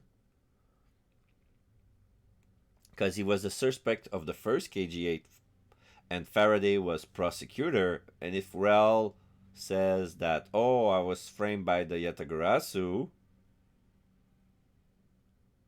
to kill that man. Anyway, I think it's gonna be clearer as we continue, but there's no one out there with a motive to kill both Mr. Faraday and Mr. Rell. So there's no one else who might have a grudge against both Mr. Faraday and Mr. Rel? I suppose no one is a bit of a stretch. But I'm pretty sure no one like that was here in this courthouse today. She's lying through her teeth. She just saw someone like that here earlier. Yeah, okay, he's thinking the same thing as me. He's thinking about Manny coaching. Besides, you don't need to prove that the killer had a grudge against both men. All you really have to establish is that someone has a grudge against one of the two men. Someone with a grudge against one of the two men? In that case, aren't there plenty of other people who fit the bill? Sure, after all, who doesn't garner scorn for another simply by being alive? But the only one who held a grudge and acted upon it by killing was Detective Gumshoe. Furthermore,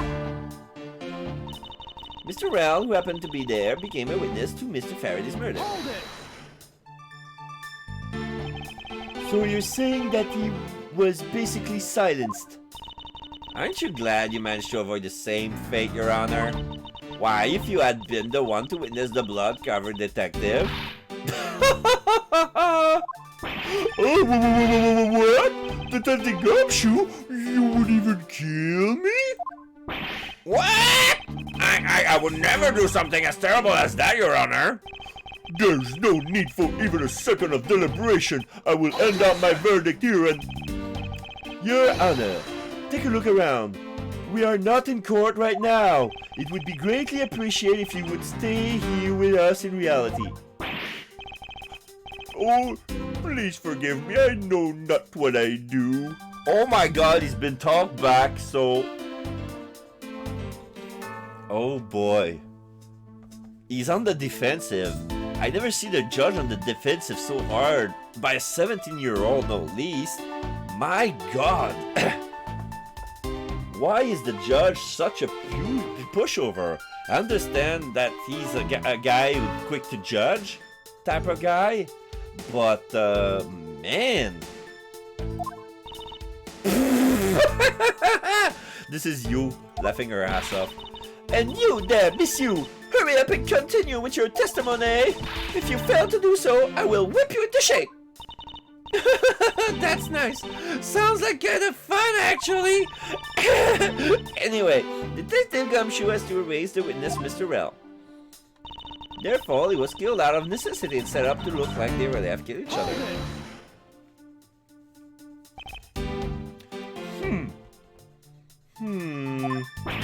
I didn't do it, pal! No hard feelings, but I don't think we can take the word of a criminal seriously. But I can't even begin to think up of ways to set up a crime scene. ... I suppose you do lack the necessary tactical mind required to do such a thing. Why do you even have to kick a man when he's down, pal? You should put yourself down, detective. You're a big boy. I bet you thought it up all by yourself, right? Yeah, that's right. I worked real hard at it too. Oh my gosh. I think this proves one thing about the detectives. He has the mental acuity of a worm.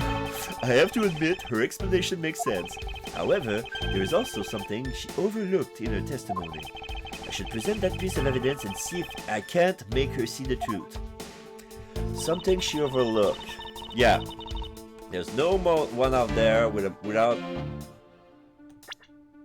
I'm gonna present the old KG8 incidents overview. Maniko Shen found not guilty. That's all I can find. Oh, but this is also the only piece of evidence since I cannot present profiles in this game. That's the only way I can present Maniko Shen's photo. That's the only way. Objection! And looks like I'm right. Miss Yu, I believe there is someone you overlooked in making your statement. Or rather, is it because you'd rather not bring this person up? What do you mean? We are looking for someone with a reason to kill both Mr. Faraday and Mr. Rell. I can think of at least one person that fits the bill. He was the suspect in the original KG-8 incident, and a member of the Kodopian embassy staff, Mr. Manny Cochin. ... She does not flinch, but question mark. Ring! Flashback. That's right. The very man who came to visit you earlier out in the hallway. ... The man who killed a member of the Kodopian embassy staff, Mr. Rell, and the man who was the lead prosecutor of the KG-8 incident, Mr. Faraday.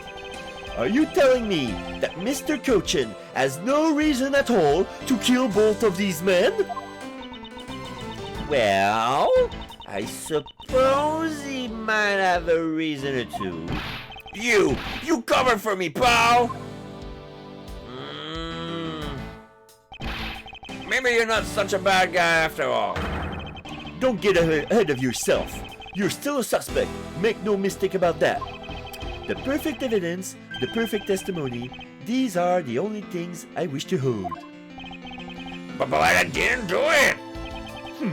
You will stay under my authority and go investigate Mr. Manny Cochin for me. And remember, I will not be very forgiving. Someone says hold. Okay. Detective Bad says hold it. Hold it! You want to investigate Cochin? You just be wasting your time. And why is that? Cochin was up in the viewing gallery watching the trial, or so I was told. Gun. Leer. Mirror. Every cop in this place has been keeping an eye on the guys since he arrived. Yeah, not bad. Not bad. Look good, eh? Yeah. Kiss me, pretty boy. Then the only real suspect we have is still Detective Gumshoe. I suppose so. No way! Come on, Detective Bad. You gotta believe me, sir. I really was in that hallway the whole time, sir. I never took a single step into this room, sir. Okay. Then are you saying there was someone else who passed through the hallway? No. There was no one else, sir. ... Then why should I believe you didn't do it? Gun. Glare. That is one incredibly foolish detective, standing right in front of a crime scene all by himself. It's as good as a confession of guilt. I have to admit it's a bit strange. Most criminals would fabricate some sort of lie to escape their crimes. And if that detective really wanted to prove that he's innocent, you'd think he would at the very least offer up high space stuff when I was on duty, or the like. Come on, Gumshoe. Time for your interrogation. Detective Bad. Walks out of the door with Detective Bad. Miles Edgeworth, I will go on ahead and report this to Papa. And that, as they say, is that. Right, everyone? Ho, ho, ho. He really does say ho, ho, ho, huh? And he leaves out with Francesca. Now I'm all alone with you. Well, I suppose we should both be getting back to our real jobs now, huh? But before we do, monsieur, there is something I'd like to speak with you about. What is it? She's holding a laugh.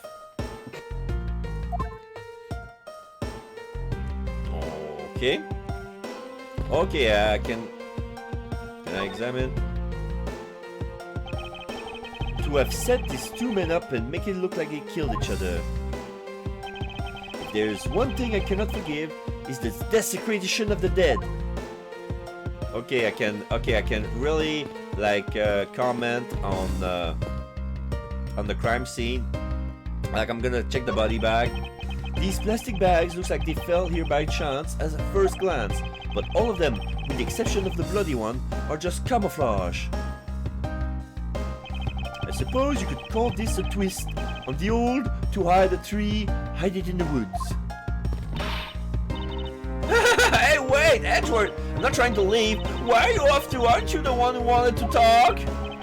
Oh yeah, sorry about that. I didn't want to leave. I just wanted to walk around the body. I want to talk to Mr. Forensics guy. Oh, I cannot talk to Mr. Forensics guy. But he's still on the lookout on the salute. I'm gonna check the window. A pleasant breeze is blowing through this window. If only I could exchange it with the stifling atmosphere of this crime scene. And about the TV. The television has been left on to preserve the crime scene, of course. And it will stay on until the police are finished with their investigation. Do they think nothing of saving electricity? How bothersome. So the TV was on. Interesting. This was the bag. It's Mr. Faraday's bag. The evidence for the trial of the embassy staff murder is right here. And if things have gone smoothly, they would now be mine.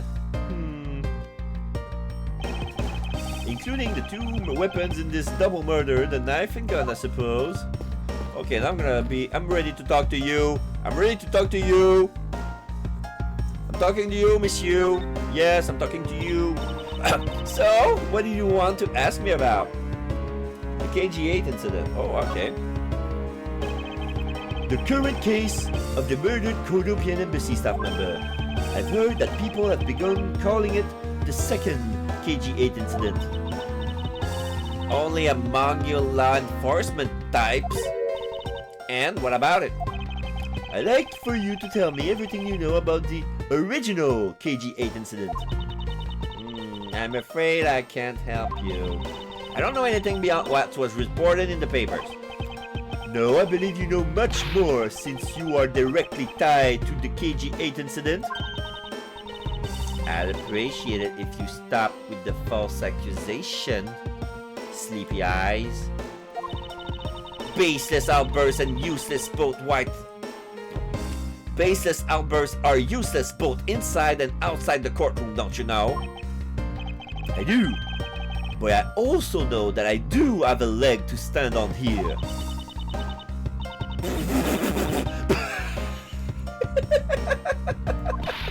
Think you can stop making that ultra stayer's face in front of me? Oh my god! If you could please stop laughing just for one more second. I'm not going to make any headway like this. I'm just going to have to show her exactly how related to the KG8 incident she is. Oh yeah. I'm gonna present her the KG8 incident. There's a picture of her because the victim is CCU. She's related to the KG8 incident. Monsieur, I believe that I have proof of your connection to the KG8 incident. That file is your proof? Very well then. Why don't you tell me exactly how I'm related to the KG8 incident? Through the suspect, through the victim, through the lead prosecutor. Through the victim. Your connection to the KG8 incident is through the victim. Huh? The victim name is CCU. You will note that she has the same last name as you. Can you really still tell me with a straight face that you are not related to this case?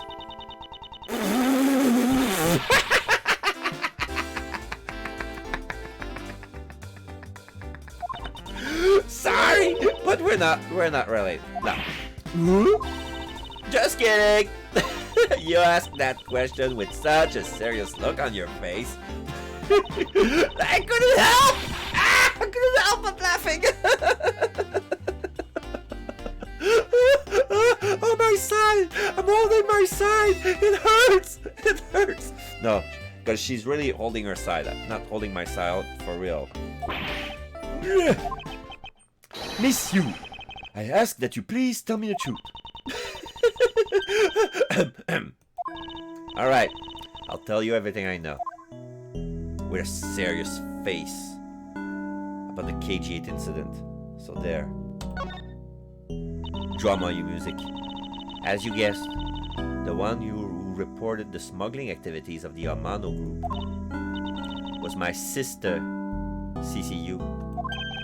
As I thought. And, makeup. She was killed right before she was to testify at the impending trial. By Manny Cochin. But because he was tried once and was acquitted, he gets to live out the rest of his cushy life completely carefree. All because of a lack of evidence. No, I heard that the evidence to convict him did exist. What? I heard it from Mr. Faraday himself after Mr. Cochin's trial was over. Apparently, a man in black made up with the most important piece of evidence. Then, the evidence has been tampered with? Isn't it just like a criminal to do something like that? The smuggling ring being run out of the Amano group by one of his secretaries. They bailed Mr. Cochin out. Turns out, they were in league with each other all along. How big was that smuggling ring? Was it a large operation? Makeup? I don't really know. Which is why I wanted to become the lead defense on this case that people are calling the second KG8 incident. But I haven't learned anything new at all. I was probably expecting too much. I know. You mean, you think this case has nothing to do with the smuggling ring?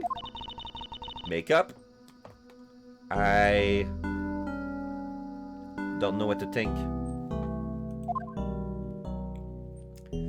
Okay, we're gonna talk about Manny Cochin. Why did Mr. Cochin want to meet with you earlier? Actually, he came to watch the trial. Apparently, he only found out that I was the defense lawyer of this case after he'd arrived. He figured he should say hi and one other thing. Quote, looks like you couldn't resolve anything this time either, too bad, end quote. What's that supposed to mean? Oh boy! Stop it with the scary face already! Oh my god! I'm fine really. I give him a good slap across the face. The way she talks about slapping him as she laughs away is kind of creepy. Makeup. But it's just as Mr. Bad said. He's not related to the double murder. I asked around and people in the gallery claimed that he was in his seat the entire time. Talk about cruel fate. Well, this is about all I know. Sorry. Makeup. Guess I wasn't much help, huh? That's not true. I'm sorry I've made you recall such a painful time in your life. Edgeworth! You really are too serious for your own good. Oh my god, I cannot stop. Stop making that such serious face. You're making me laugh. Oh my god. You really need to learn to relax. We wouldn't want you to die of stress, would we? Thank you for the advice, but there's no need to worry. I work in my own way, and I will catch this criminal in my own way as well. You'll see. Look at you with your game face on, ready to go! I'm making no such face. Did you know? Laughter is the best medicine, Edgeworth. Don't you get tired of making such a serious face all the time? I'm charged with making sure that all the criminals of this world are found guilty. I have no need for laughter. There you go, making that face again. Oh well. Makeup. I gotta get going. I still have a few loose ends that need to tie up. Bye. And she leaves.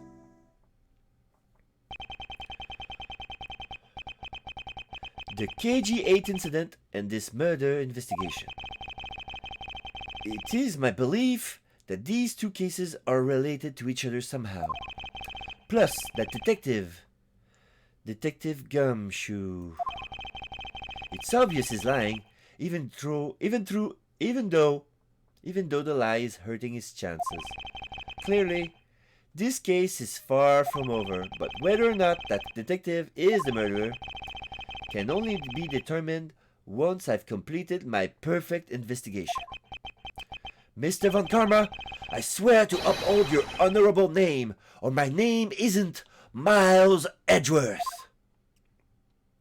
To be continued.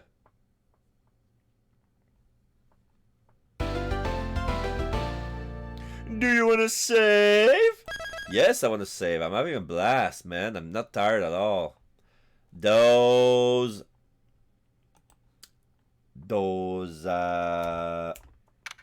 coffee pick-up, those wake-up pills sure did the trick. I'm good to go for a good while. Okay, so now we're back at the lobby. September 10th, 4:45 p.m. District Court, 3rd floor lobby. We see Edgeworth in the middle with Von Karma next to Manfred with his cane on the ground. There's one of the bailiff or officer who's looking at the model, staring down at the little details. One of the officers is sleeping on the sofa, like having a nap. One bailiff is standing up on the door. There's one officer who's trying to fix a fountain that's not working properly, like the water is shouting out upwards, like there's too much pressure. Like it's like he's trying to get a drink, but he cannot control the pressure, and now it's like overflowing. It's like bursting out like a geyser. I see a little bit of CCU. She's doing a neutral pose, and I see Gumshoes who is railing, I'm not the killer, but on the side. And we'll see how it goes. Action! Sir, what is to become of the trial into the Codopian Embassy staff member's murder? Indeed. Since both the suspect and the prosecutor are now dead, the case will be dismissed. In other words, the trial ends here prematurely. Ha! Looks like you'll have to wait just a little bit longer for your big debut. Yes, Edgeworth, your big debut is gonna be the Terry Falls case. Sorry, buddy. Today is not your day.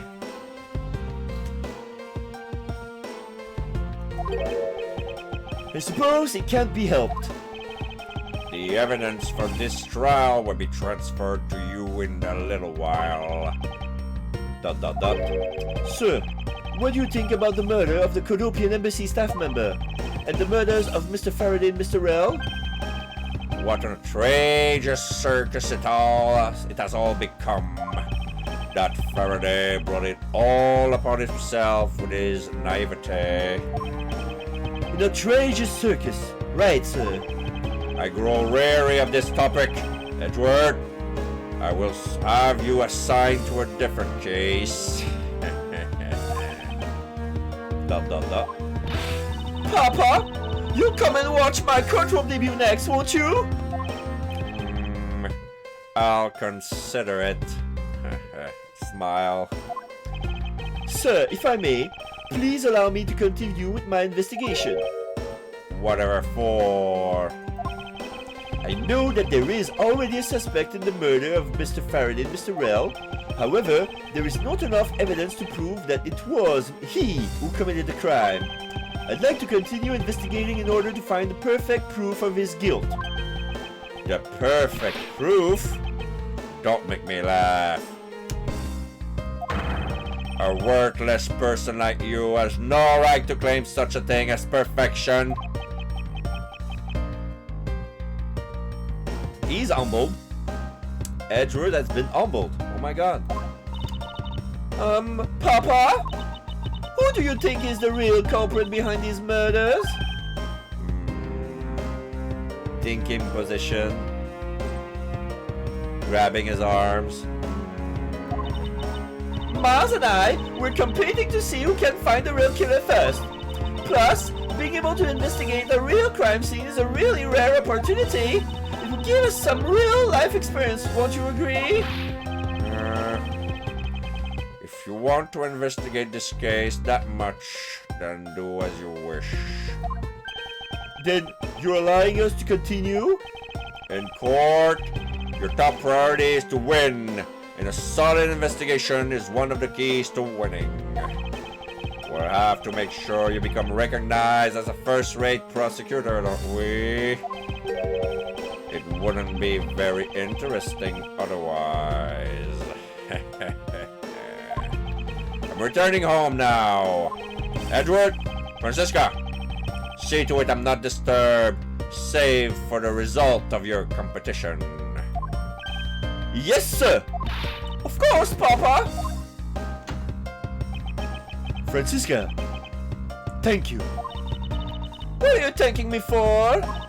Your logic earlier was built on that scruffy detective's lie. That means that the competition is still on. Yes, just as you wished. I couldn't let you get off so easily. Now then, let's see how well you fare on the investigation from here, Miles Edgeworth. I know I don't have enough information yet, so my first order of business will be to question anyone involved in this case. Okay, now I walk around and my partner is Francisca. Okay, doke.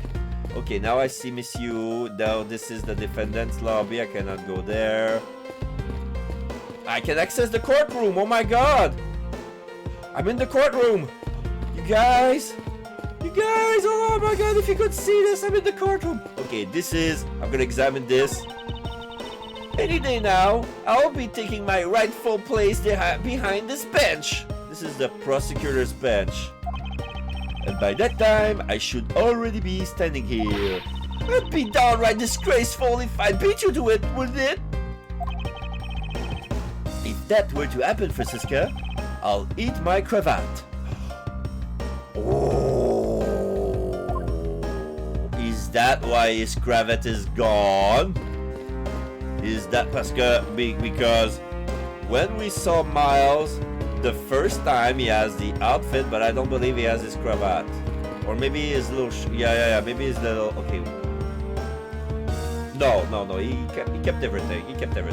Okay, now I'm standing on the defense attorney's bench.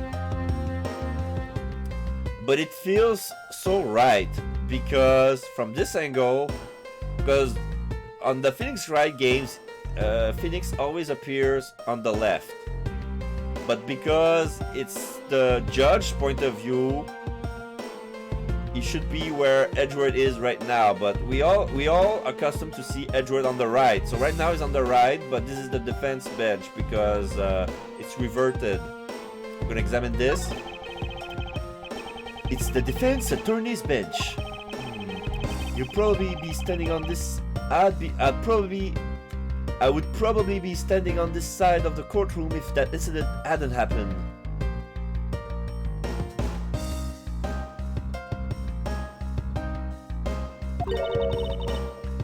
What are you thinking about?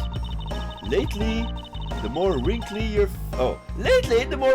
face becomes, the less I'm able to read what you're thinking. Well, I'll have you know, I don't have a single wrinkle upon my youthful brow. I'm gonna read that thing again. It's the defense attorney's bench. I'll probably be standing on this side of the courtroom if that has Why would you be on the defense side? I don't get it. Okay, how about this? It's the viewing gallery. This is where the riffraff sit when they come to watch. And then they say rabble, rabble, rabble, rabble. It's situated at the same height as the judge's bench. I wonder if that's to represent the intense scrutiny of each and every case from all sides. Miles Edgeworth, are you not a man enough to stand up to all those eyes? What sort of... Of course I'm man enough.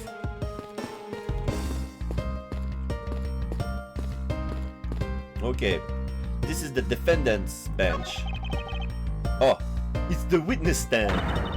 I'll make sure that each and every person that ever stands here will be found guilty. There are others besides the defendant that stand at this podium, you know. I don't care. Just make sure you never end up standing at one of these, or you'll be sorry. Oh. I'll keep that in mind. Okay.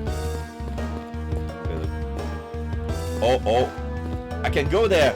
Oh, I can go there. I'm in the judge seat, guys. I'm in the judge seat. I'm gonna examine the judge seat. This must be the judge's desk. You can tell by the gavel sitting on top. I had a dream once that I was being squashed from above by this gavel. You too? That was Phoenix's dream. Why do you have that dream? I don't get it.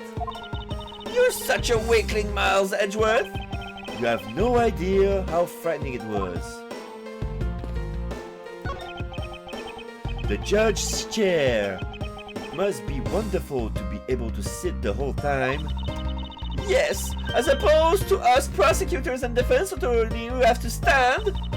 I think it'd only be fair if the judge has to stand the whole time too. His Honor is an old man. He should be offered some comforts. Fine.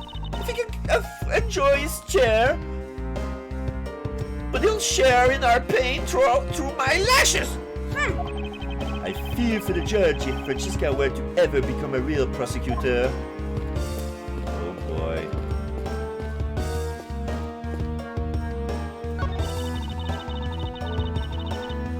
Well, this I already read that.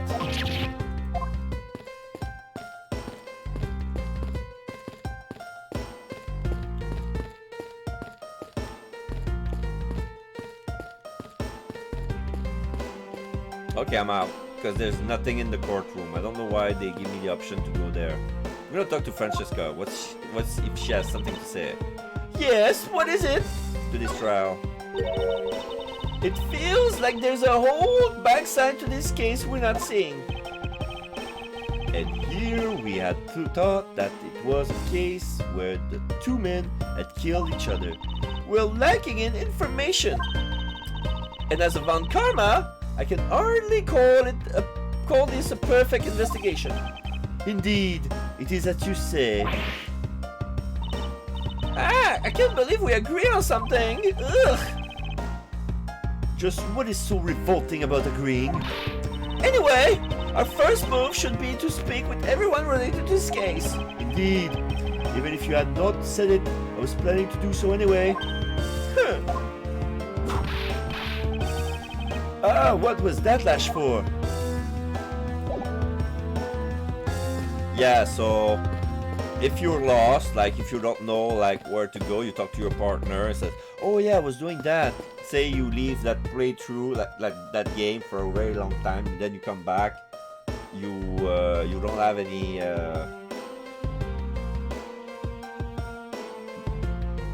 footing, boundaries, I don't know, bearings. You don't have any bearings. Okay, I'm gonna talk to Gumshoe. It wasn't me, I tell you. I didn't do anything wrong. Yes, this is the officer. Yes, I understand. So let's just calm down. Okay, buddy. I doubt I'd get anything useful from the detective while he's this agitated. Okay, I'm gonna talk to CC. Not CC, Callisto. Miss you! Oh, it's you, Edgeworth, and who are you? Wait, you were at the crime scene just now, weren't you? You should be disbarred for not knowing who I am. I am Francisca Von Karma, and I'm about to become the successor to the family name. About to? I guess that means that for now, you're still just another kid.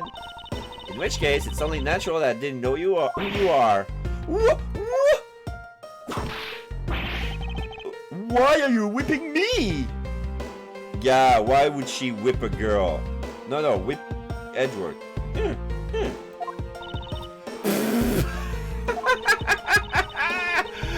Anyway, Anyway, it looks like they're planning to hold the evidence a bit longer. If there's one thing I can't stand, it's waiting. I'm terribly sorry, but I have but a few more questions to ask of you. Look at you, eyebrows scrunched with lines on your forehead, and that To ask of you? What exactly is so funny?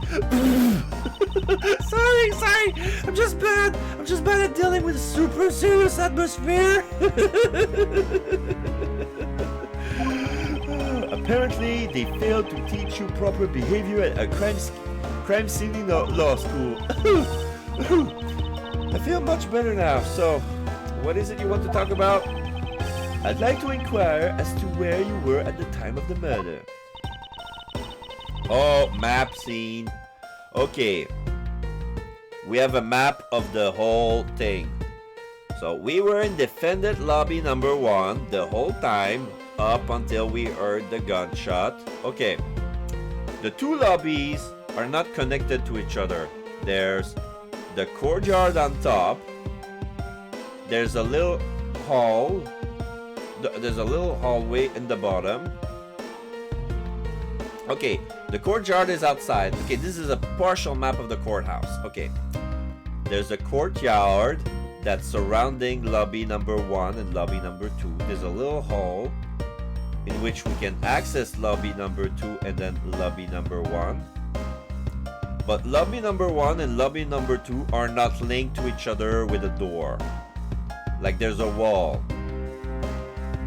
You have to get from defend to lobby number 1, you have to get out of it, take a corridor, and go back to the lobby number 2.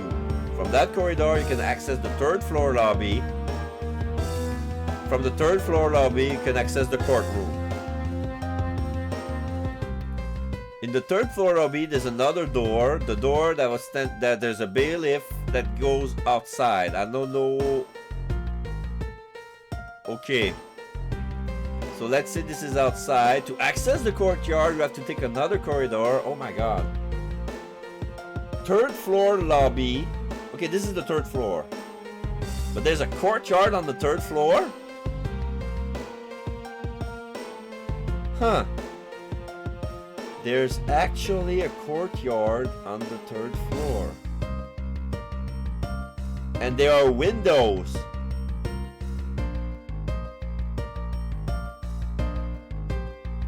Wait a minute.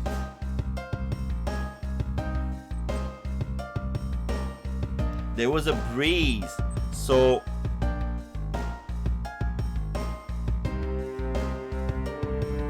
okay, that's weird. Anyway, I'm gonna let you do the talking. Right now, there's a token with a Y on it, like a blue token with a Y on it. That this is you. This is Callisto. We were in defendant lobby number 1 the whole time, up until we heard the gunshot. And by we, I mean Mr. Bad. Okay, now we see a green token with a B on it. So this is Mr. Bad. If you don't believe me, feel free to ask him yourself. You were with Detective Bad. Why? We had a little something to discuss, that's all. Detective Bad, time of the murder, macro. Okay. So, I take it that you are acquainted with Detective Bad? Yeah, he was a detective in charge of the KG8 incident. Detective Bad is also related to that incident? Yeah. Weren't you paying attention to the beginning of the game? I know there's a lot of information, Miles. But, focus! That's right. He was the one who was supposed to protect my sister, Cece. But you know how that turned out, don't you, Edgeworth? Miles, Edgeworth, I have no idea what you two are talking about. I've heard of the KG8 incident from my papa, but how does that case relate to you, monsieur? Make up. The victim of that case, CCU, was my little sister. Oh! Yeah, sorry you ask, eh? Edgeworth ... You're making that super serious face again. I'm fine, really.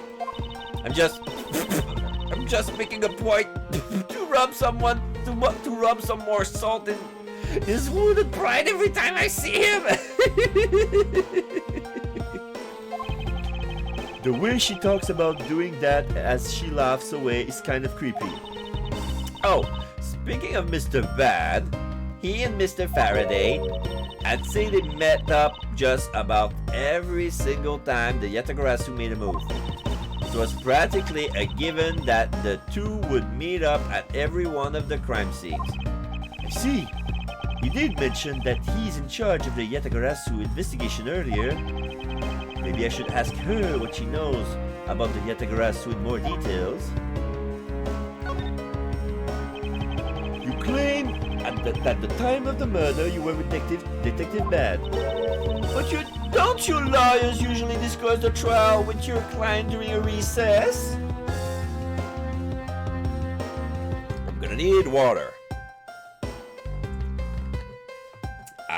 I love doing the voices, but somehow they are taxing my throat, and I have to keep it hydrated a lot. We do! And that's what I was planning to do. Makeup. But Mr. Faraday was being rather threatening and he dragged Mr. Rell away. After that, Mr. Bad came into lobby number 1, so we just stayed there and talked. And what did you talk with Miss Detective Bad about? Nothing interesting. I just insulted him or some. Talk about how the trial was going. and then I insulted him some more. Bloody. When she's not laughing, her mouth seemingly spews nothing but insults. Anyway, Mr. Bad and I were in defendant lobby number 1 when the murder occurred. So I really can't tell you anything about the hallway or lobby number 2. I see. So what about Mackerel? I'd like to ask you a few questions about your client. Oh, sorry. Sneaky yawn. I'd like to ask you a few questions about your client, Mr. Mackerel. Now, your client first claimed to be the Yatagarasu, is that correct? Yeah. Once I heard that it was the Yatagarasu that made off with the evidence from KG8, I began to ask Mr. Rell all sorts of questions, but to no avail. Turns out Mr. Rell was not the Yatagarasu. He had just made that up. He made it up? Mr. Rell's crime was caught on tape by the security camera, but there is no footage of him sneaking into the Codiopium embassy itself. Hold on just for 1 second! Then you mean to say that you knew that he was not the real Yatagarasu? And that he was just another cold-blooded killer? And you were ready to defend him? Yes, that's right. I see. So a defense lawyer is actually just someone whose job is to cover for criminals. That's why defense lawyers are so detestable, but they are no match for us Von Karmas.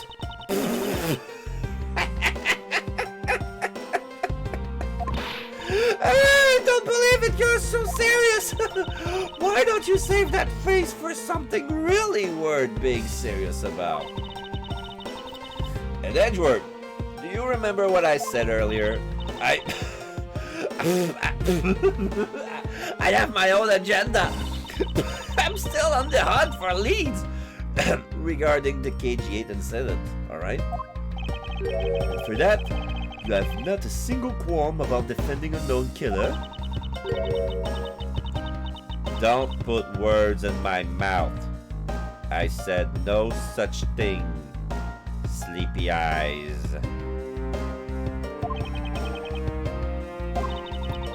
The only way I had to get close to Mr. Rell was to be his lawyer. I had no intention of covering for him ever. So don't you dare suggest I was going to. I'm sorry. Forgive my rashness. Okay. About the Yatagarasu. Miss you. I was wondering if you could tell me about the Yatagarasu. Makeup.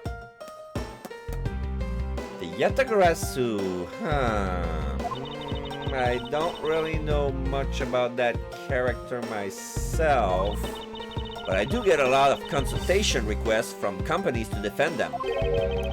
Requests from companies? The Yatagarasu isn't some petty thief out for money, you know. Huh. Alright then. Perhaps the Yatagarasu is in the business of stealing people's lives? ...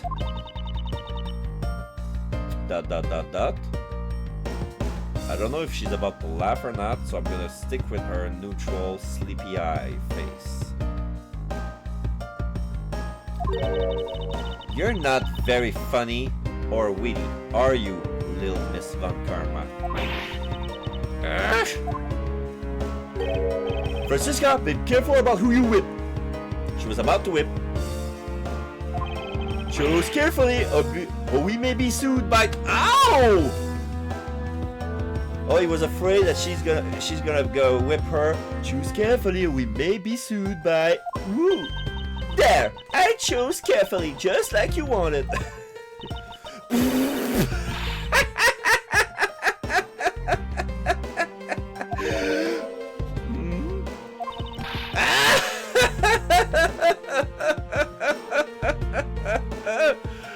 Von Karma doesn't understand why she's laughing, but that just now, that was hilarious, little missy. Of course it was. ... What is wrong with these two women? Why does my cane give them the light? Why does my pain give them the light? And so in the end, what is the Yatagarasu? I have to say, I have never even heard of this thief when I was in Germany. The Yatagarasu deals with information, namely in digging out dirt about backroom dealings and the likes of companies. The Yatagarasu is a vigilante who steals such info and then makes it public for all to see. Vigilante or not, this person sounds like just another criminal to me. I suppose you could put it that way too. But either way, I get a lot more clients now thanks to that thief. Sounds like Monsieur is profiting nicely. I suppose I've gathered all I can out of Monsieur. I should move on and speak with Detective Gumshoe now. Okay, now he's calm. Gumshoe's calm down. I'm gonna talk to the officer, see if he has anything to say. Oh no, let's direct to Gumshoe. Detective Gumshoe. Hey, it's you, pal. You're here. Yow! As am I. I don't think you needed to whip him to let him know that. I didn't do it, pal. I really didn't do it. I swear on my honor as a detective, I really didn't. Your words are useless. I place my trust only in the evidence, detective. Once the investigation is fully over, and should we find out that you are the killer, there will be no mercy to be had for you. Have a heart, pal. But you're not worried, right? After all, you have nothing to worry about if you really are innocent, that is. That's right. Hey, pal, go and do your perfect investigation and get the real killer for me, will you? I would have done so even had you not requested me to, detective. Motive for the murder. So, you and Mr. Faraday had a small meeting last week, didn't you? Can take your water. And what exactly did you do to make him so angry? I just asked Detective Bad the same thing myself, pal. Turns out he was mad at me because on my very first day as a detective, I reported in at my usual post instead of the Criminal Affairs Department. By the time I got down to Criminal Affairs, I was really, really late. Oh boy. He reported at his own post instead of Criminal Affairs, and then that got him late. Oh, poor guy. And that's when he gave me that huge speech. I remember doing the same exact thing in elementary school. On the first day of school every year, I always wind up going to my old classroom. How pathetic for the detective to be compared to a mere school child. During the recess, okay. You claim to be standing guard in front of the door to lobby number 2 during the recess. However, when did you receive the order to do so and from whom? Earlier at around 3:20 and from Detective Bad, pal. Today's trial took a really crazy turn, so I was told to make sure nothing happened to Mr. Faraday. And yet, something did happen to him, correct? It looks like it was a total waste of manpower to assign you to guard duty. Ow! Your word stings worse than your whip, pal! So it was Detective Bad who ordered him to stand guard, huh? The next step. Now then, Detective Gumshoe, is there anything else you'd like to tell me? Nope, not a thing, pal. In that case, allow us to take a look at what you are carrying on your personage. Ah! Wait! You can't do that! Ow! Ooh.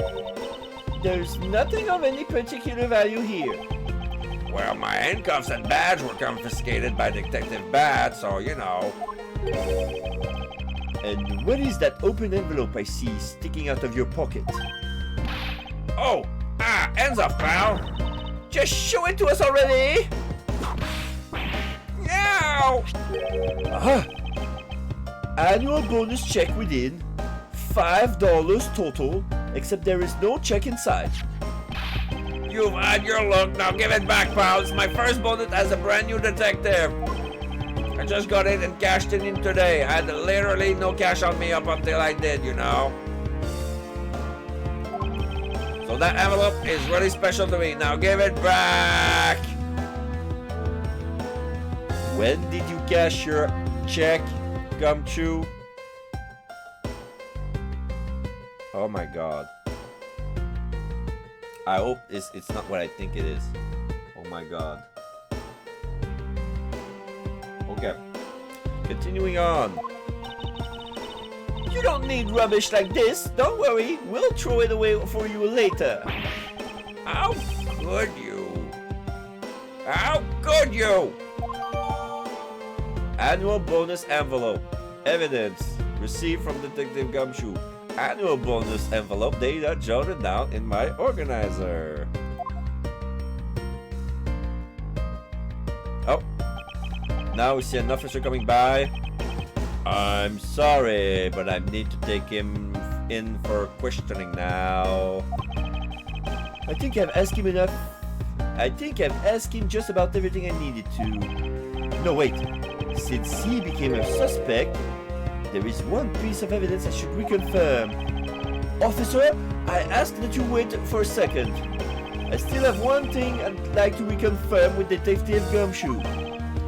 Understood, but please make it real brief, sir. I'm leaving. I want to hear it from the horse's mouth. I must confirm whether or not his testimony about when the crime occurred is the truth. Okay. Okay, I'm gonna present him with his own testimony. You told me earlier that you heard no sound other than the gunshot out in the hallway. Is that correct? No mistake about it, pal. And you are also claiming that no one passed through the hallway either? Is that also correct? Yep. Not even a single ant passed through that hall while I was on duty.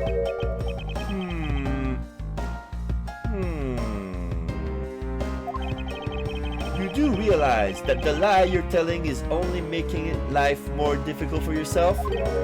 Huh? Oh. But it's true. I didn't see anyone go through the hallway and I didn't hear anything else, pal. I bet the killer found a way to kill the two guys that's beyond what I can even imagine. So he intends to continue telling this ridiculous lie. But why would he do so given the situation he's in? I believe a thorough investigation of the hallway in front of the defendant lobbies is in order. Oh, the little girl is here. Ah, you! Go! Oh, she kicked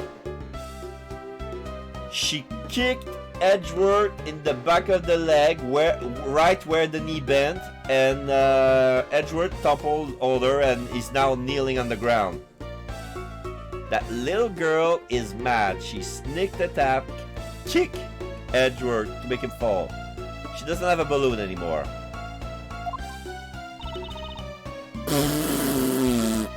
Yeah, she left. She did that and she left. Oh, she dropped something. How could you not have noticed that coming? Wasn't that the child I changed money for earlier?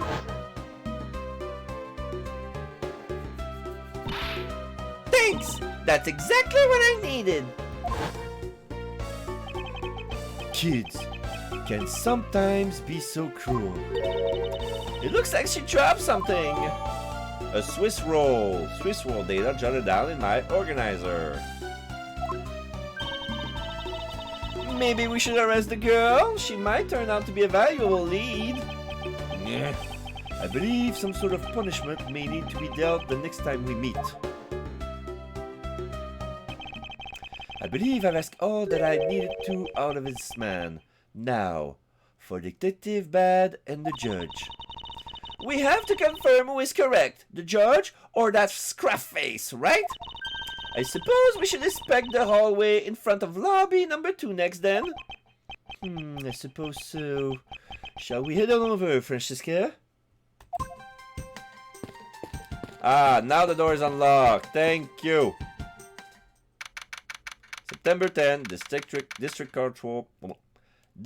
Courtroom hallway. So this is the hallway. I see vending machines. And I noticed that I think this is where she got her Swiss roll from.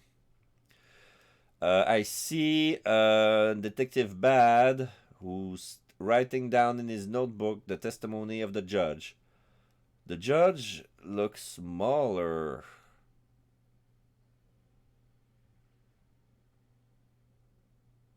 Yeah. I don't think I haven't had a Swiss roll in so long. I'm pretty sure I don't remember how it tastes like at all. It's true. So here we go. So, did you see anything else? No, I don't think so. I see. Well, thanks for cooperation. Oh, it's nothing. Just doing my duty as a defender of the law. That'll be all for now. I'll ask again if I have anything other questions. Anytime, detective. Now, if you'll excuse me, I have a few loose ends I have to tie up. Oh! You're that new prosecutor Mr. Von Karmam recommended, right? Yeah, we just bumped him into the corner. Now I see someone who's on all fours trying to fetch something that falls underneath the vending machine. I don't know what exactly. Like them best in the freezer. You mean frozen Swiss rolls?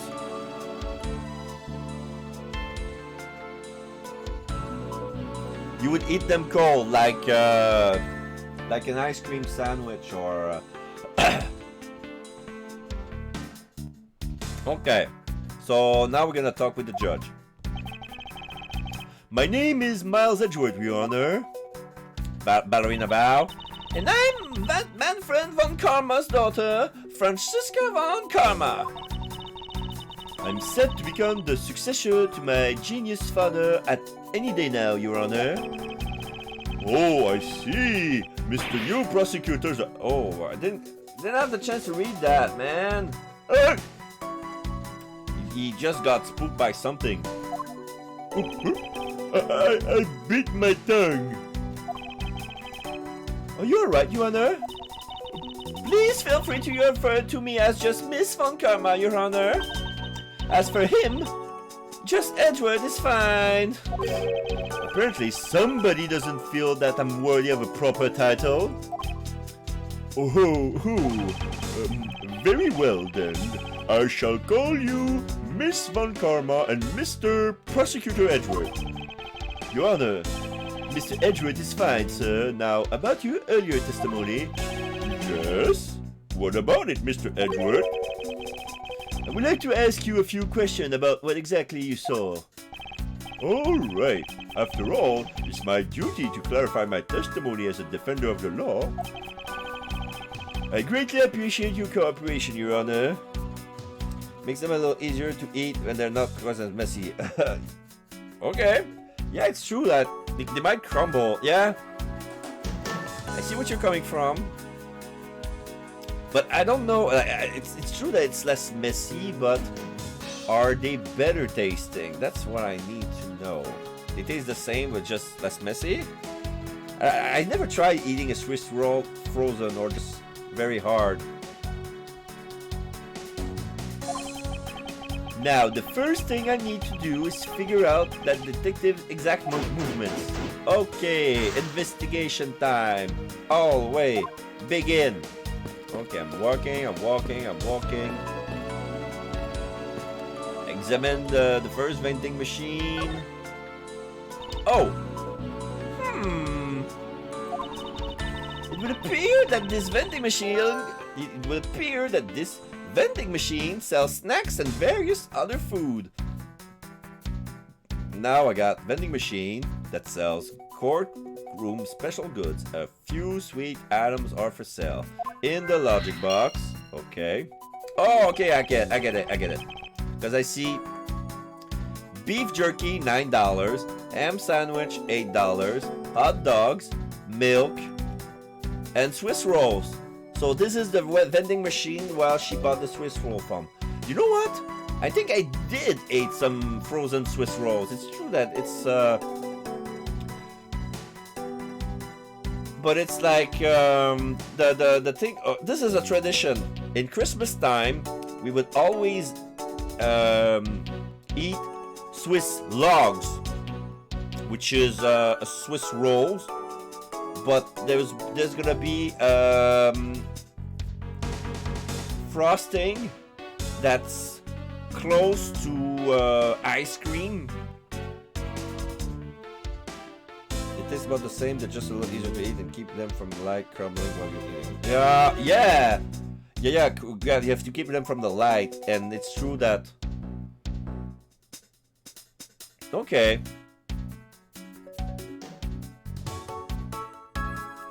You know what? I think I like my Swiss roll frozen too, taking back with ice cream.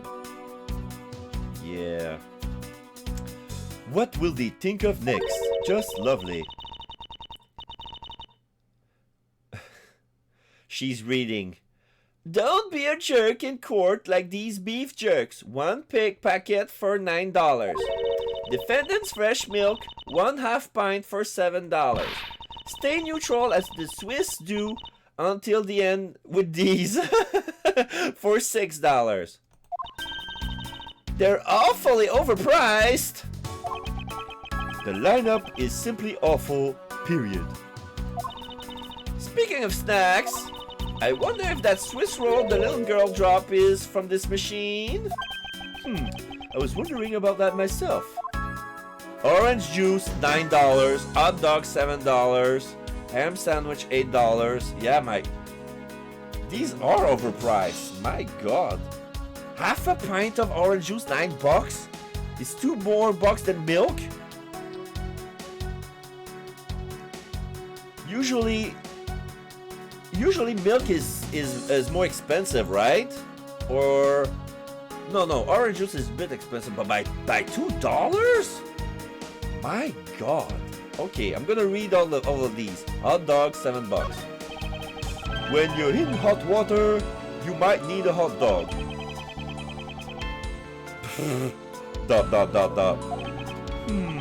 It looks like this slogan was decided through a public contest. And the winner was Prosecutor Winston Payne.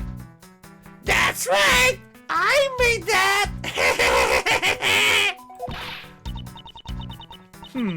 What a pathetic slogan. No presents at all. Now, if it was up to me, it would read, if you leave matters in a Von Karma's hand, everyone is cool. Oh, my God. I read a bit ahead and this joke doesn't make a sense at all. That sounds like a little piece of heaven right there. Oh yeah. Oh my God. Okay.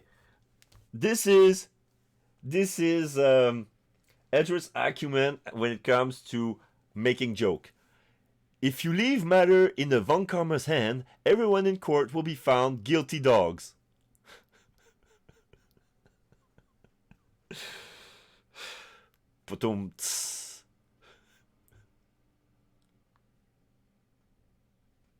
I don't even get it.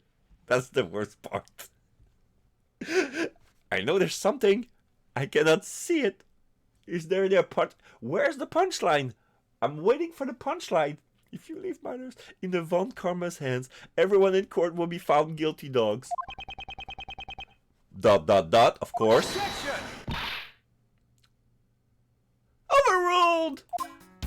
Oh, wait.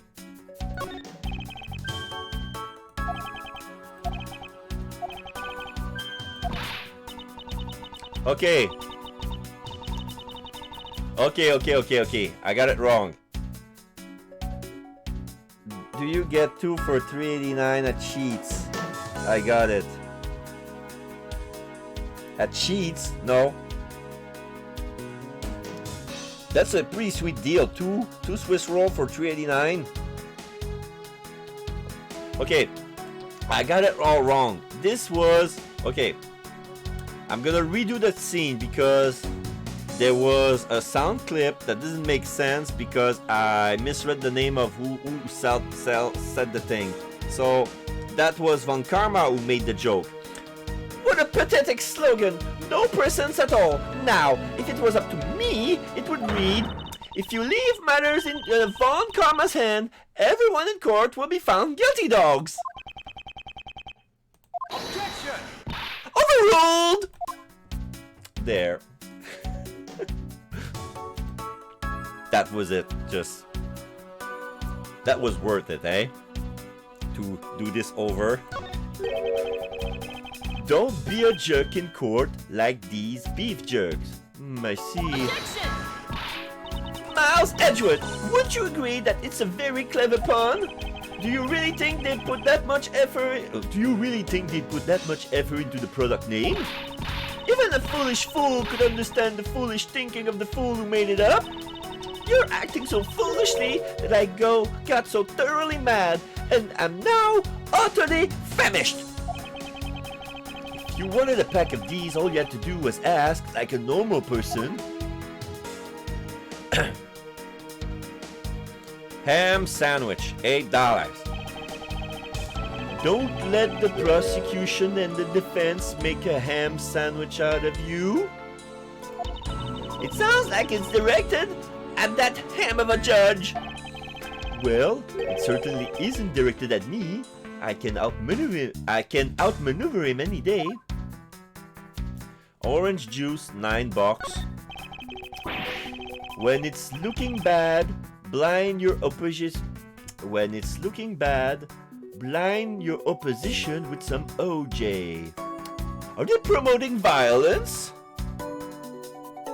How do you call a cow with a twitch, that would be a milkshake. Is that it? Did I get it? I'm gonna keep reading until I'm gonna check. What do you?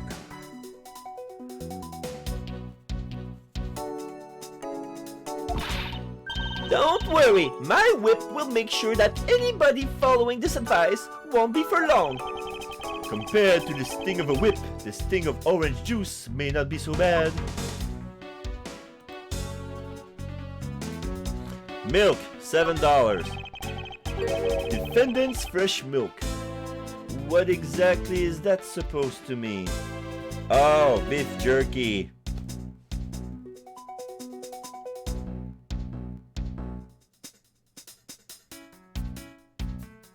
I got close with milkshake, huh? I got close with milkshake. Okay. I'm standby on my silly pun.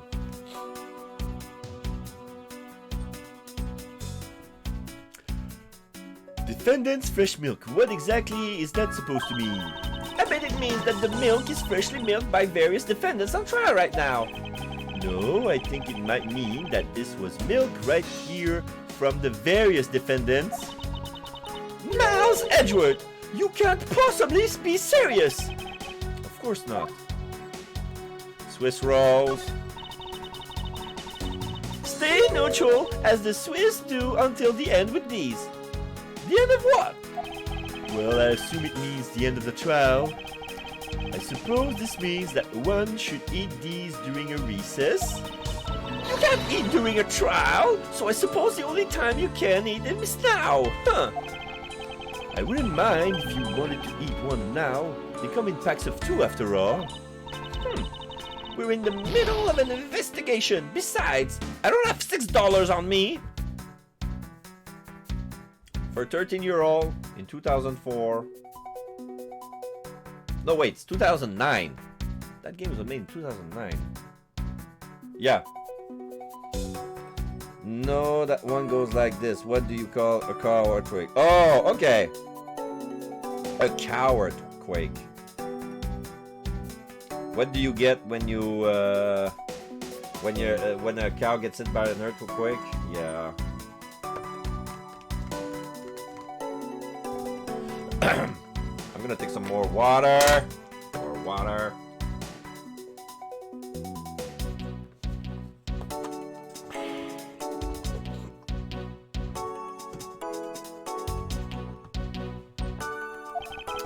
If you want, we can pool our money and buy a pack together.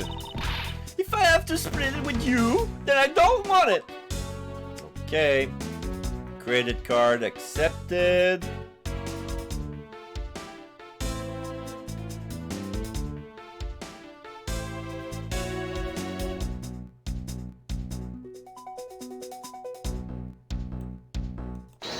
Gonna use logic from here. No, I don't think that's... The scent of flower... Oh yeah! There were actually flowers in the courtyard with a breeze. But no human can climb through these bar windows.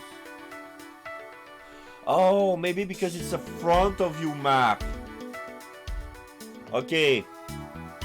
It's a map of the 3rd floor, but the courtyard appears... it's a silly map. Silly map.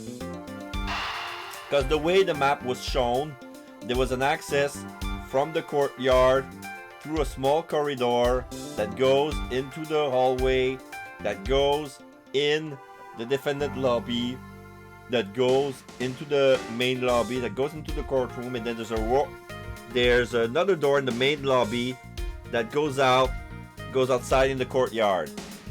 But if the courtyard cannot be accessible through the windows from the lobby, the defendant's lobby. Okay, I'm gonna do something stupid, but I don't care. I'm gonna connect lobby number 2 with vending machine. Yeah, no good. Not exactly a shining example of the perfect line of logic. I don't care about the speck of life that I lost.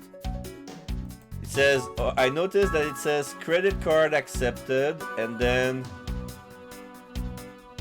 there's a slot for the money, and there's a little something. Okay, this is like a lock. That thing doesn't. There's a little thing. Either that thing accepts coins, or this is something else. I have no idea what it does.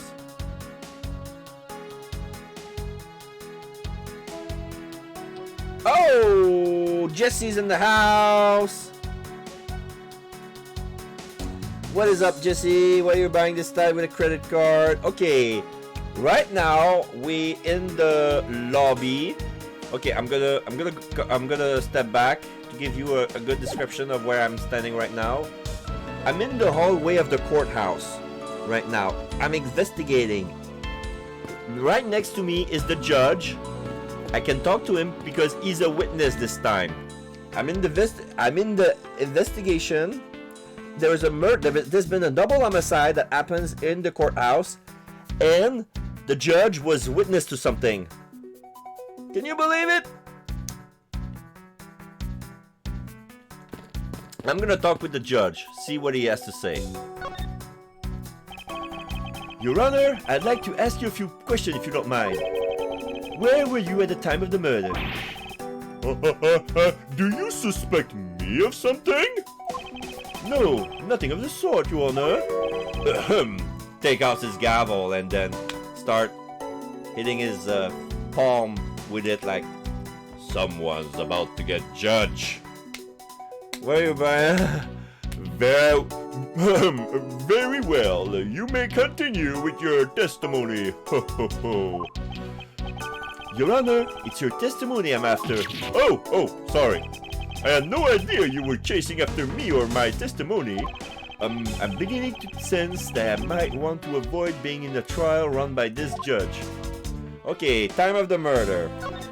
Because there is to bring back about your question about there's a vending machine that's overpriced. Like everything costs at least $5.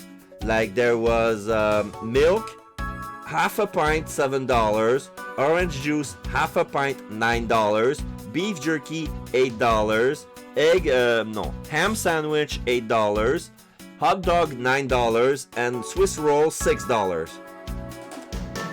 And I was trying the description because we found that the little kid wanted to ask us for change, and we were trying to figure out if this vending machine accepts coins, because if it does not, she would be like she will be in her rights to ask me for $1 because she was looking for change. So yeah, that means this little kid that looks like a 7-year-old had enough money to buy herself a spring roll. And when during the recess of the investigation, she sneaked up on us and gave us a kick in the back of the knee to make us lose our balance and fall on our knees. And she blew a raspberry and then she leave and she dropped the Swiss roll. So I found it pretty odd that she asked for change to buy some stuff and not eat it and then drop it off and not paying attention to that, like casually drop off. Okay, so I'm back to the testimony of the judge. Let's see here. Now then, how should I put this? When you get to be my age, you need to pay more frequent visit to the restroom. If you go take a look through the window at the end of this hall, you'll see a small window. That is the window up to the men's restroom. In other words, you can see clearly into this hallway from the men's restroom. Okay. there's some space, there's some distance separating the two windows. That's the courtyard, but since they're on the 3rd floor, like, yeah. I see an open door, an open window, a wrapper, and a trail of ants. And a little cactus, or a little flower. Yeah, this is not good. This is too overpriced. I agree, Jesse. It's true. It is indeed too overpriced. But you know, it's in the courtroom. It's in the courtroom. So yeah, I mean, if you're really hungry, and we got you covered, but it costs you something. Oh, and also no eating allowed during a court trial. So, nah. What are we, a restaurant? It's a courthouse. Why do you... Anyway, it's a public service. Those things are always going to be overpriced. Nah. When I was going into the restroom, that detective, Gumshoe, is it? Well, he was standing in front of the vending machine buying something from it. However, and this I couldn't believe, when I was about to exit the restroom, there was not a soul in the hallway anymore. Your Honor, if you could please calm down and explain it to me rationally. Oh, I'm really sorry. Please, let me regain my composure. Gavel, gavel, gavel, gavel. Alright. It was really suspicious. That's what my finely owned judge intuition said. Although, well, until the murders occurred, I just sort of brushed it off. Ho, ho, ho. Apparently, this judge doesn't understand the concept of staying calm. That's probably all I'm going to find out from His Honor. Mr. Edgeworth, may I return to my other duties now? Yes, I'm sorry to have held you up. Thank you for your cooperation, Your Honor. Ho, ho, ho. Anytime, Mr. Edgeworth. Anytime. And he leaves. The judge in this country seems rather friendly. Yes, it's not if not a little wishy-washy. However, I hear that they are known to hand down very fair verdicts. Okay. I'm gonna check. Are they still dusting for prints? Those are forensics guys. I'm gonna... Okay. The guy was on all four that I thought he was looking for something inside the vending machine. Hey, I see Sarah is on her Xbox right now. Yep. Have a good stream, Sarah. So, yeah, the guy was on all fours. I thought he was looking for something that went underneath the vending machine, but he's actually working, so I'm gonna talk to him. Did you find something, officer?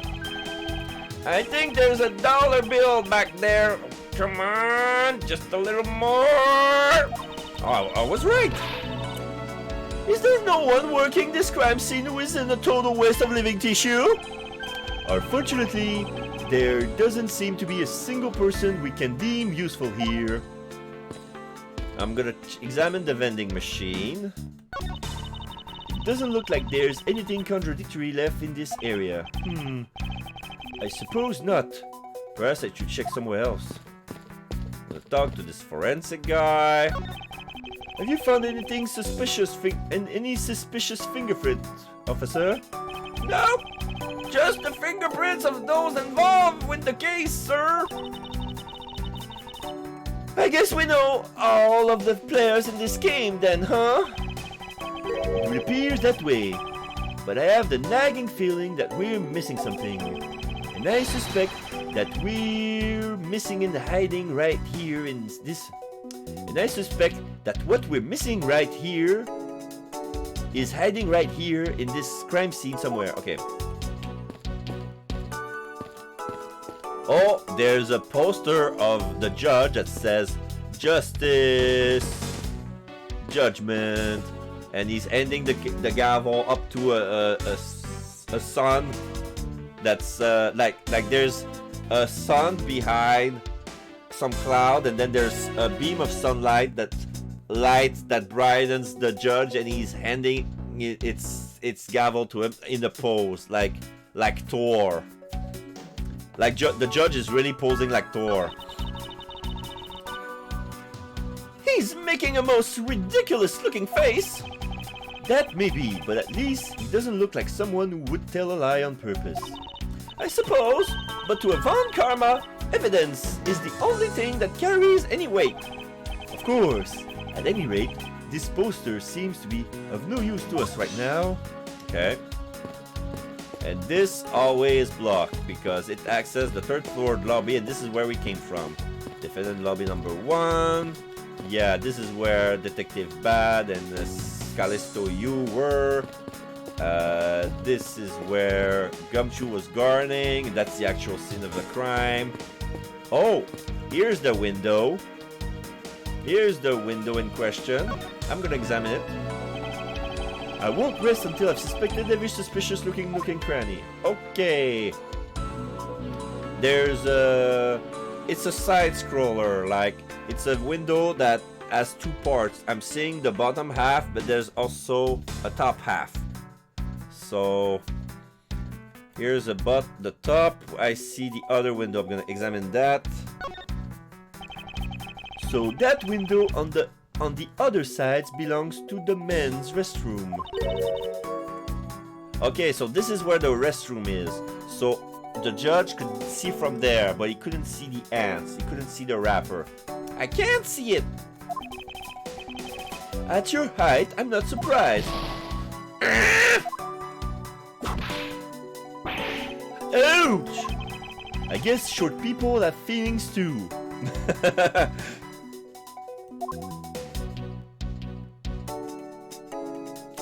What a silly thing to say, Mr. Edgeworth. I guess short people has feelings too. I'm gonna examine the little cactus. Ugh! What's the matter? I pricked myself on one of these cactus needles. I didn't think the needles on this would be so sharp. Well, what did you expect?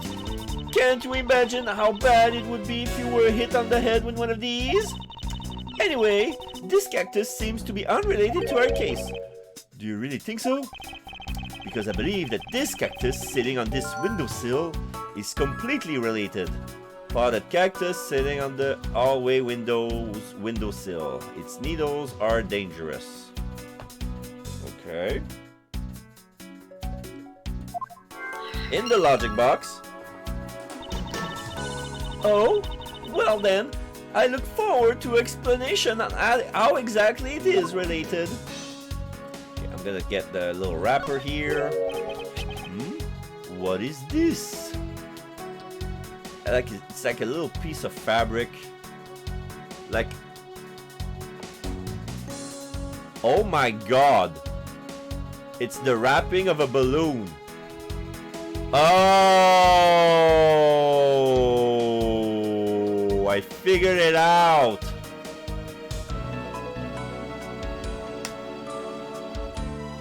The judge said while we were on trial, was there someone's birthday because I thought I heard a popper. We thought that was a gunshot. Gumshoe thought it was a gunshot. But this is it looks like a piece of the balloon. The little girl had a balloon when she asked for change, and when she kicked us in the knee, she didn't have one. And this piece of balloon is next to the cactus, the one with the very sharp needle. A plus B. Alright, what is this? It's a pink colored piece of trash made of rubber. There you go. Pink piece of trash found on the windowsill on the hallway window made of rubber. In the logic box. I feel like I've seen something like this before. Well, all I see is a piece of garbage. But you know, the fact that there is a literal running loose inside of this courthouse, it's simply unforgivable. Ah! It's not like it was high or littered. Rubbish belong in a rubbish bin. Here. Ah!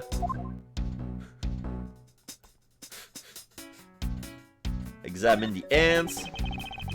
The ants are hard at work carrying their food home. It's a marvel that they can pick up such comparatively large object to their size. Well, if you want to carry the mighty Von Karma name and not be squished under it, you'd better work extra hard, just like these ants. The same goes for you, Francisca. I'm gonna check the organizer. Because I got the Swiss roll. Swiss roll dropped by the mysterious young girl says courthouse special on it. I'm gonna check. Yes, I can flip it around, flip it around. I'm gonna examine the stuffings out of it. Courthouse special Swiss rolls. Is this being sold somewhere on the premises? I don't recall seeing a restaurant or of any sorts in this courthouse. I somehow doubt you'd find a junk food like this on the restaurant menu, Francisca. Well then, where do they sell these things, huh? A convenience store, I suppose. Well, I'm sure there's no convenience stores in this courthouse, Miles Edgeworth. Where in the world did this come from? Just turn.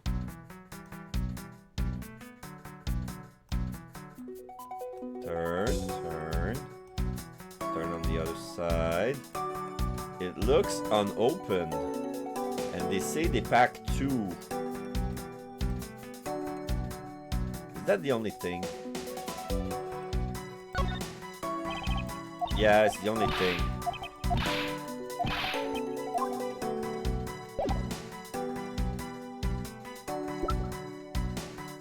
Okay. I'm gonna go down. Boop. Oh, I see a handprint. Handprint on the stool.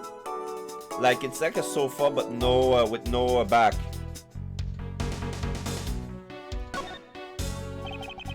The dirt on this bench. It smells like some sort of sweet substance. I can't believe there is someone going around dirtying the courthouse. For shame! Calm down, Francisca. Now, take a good look. Doesn't this smudge look kind of like a handprint to you? I suppose it could be. Which means that perhaps we can lift the prints of the person who solid this bench. I see! And then we'll know the identity of our mystery slob. You there, lab technician. Could you please find out who this handprint belongs to? Sir! Yes, sir! I've got the result of the fingerprint analysis, sir. And do we know who they belong to? Sir, the fingerprints belongs to Detective Gumshoe. Oh! Bada bing! Everybody was telling the truth. Gumshoe never left the courtroom, but the judge who was seeing from the hallway from the men's restroom couldn't see Gumshoe sitting down to eat, probably a Swiss roll. And then, okay, so he never left the room, but he couldn't be seen. There you go. Thank you very much, sir. If you had a name, Mr. Forensics Lab Technician, sir, I would kiss you. But you don't. Interesting. Good work, officer. Good work indeed. Detective Gumshoe's fingerprint data jotted down in my organizer. And there you have it. Yes, I suppose so. Now we know the identity of the person who dirtied the bench. I sense that you and I will be using this information in very different ways. Yes, yes indeed. Okay, there's a pile of ants. I'm gonna examine that. What are these black speckles? I believe it's a pile of ants eating away. Oh, that detective! He claims that not a single ant slipped by him, and yet there's a whole hill of them. Ah, what are you hitting me for? As a replacement for that pathetic detective. Ugh. Perhaps I should add this deduction to the detective's growing tab of pay cuts. Anyway, I wonder what the ants are eating. From the look and sweet smell of it, pieces of cake and chocolate from a Swiss roll.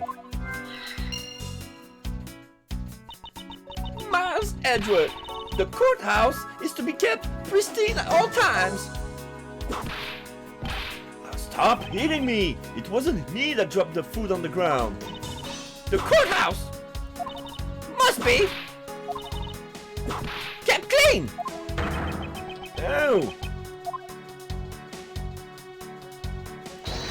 I'm gonna try logic.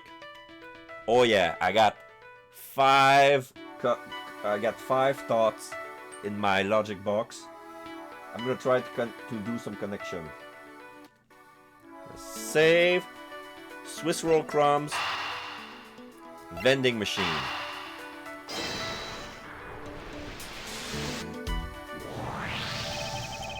These bits of chocolate and cake, could they not have come from a Swiss roll? A Swiss roll? Why would a courthouse sell a thing like that? It may not seem like the right venue, however, it is being sold right over there. The vending machine? Ah, I see. Stay neutral as the Swiss do until the end with these. 2 for $6? Talk about expensive! Leaving the fact that it's on the expensive side aside, the fact that the cake crumbs and chocolate bits were found in this hallway suggests that they came from a Swiss roll that was purchased from this machine.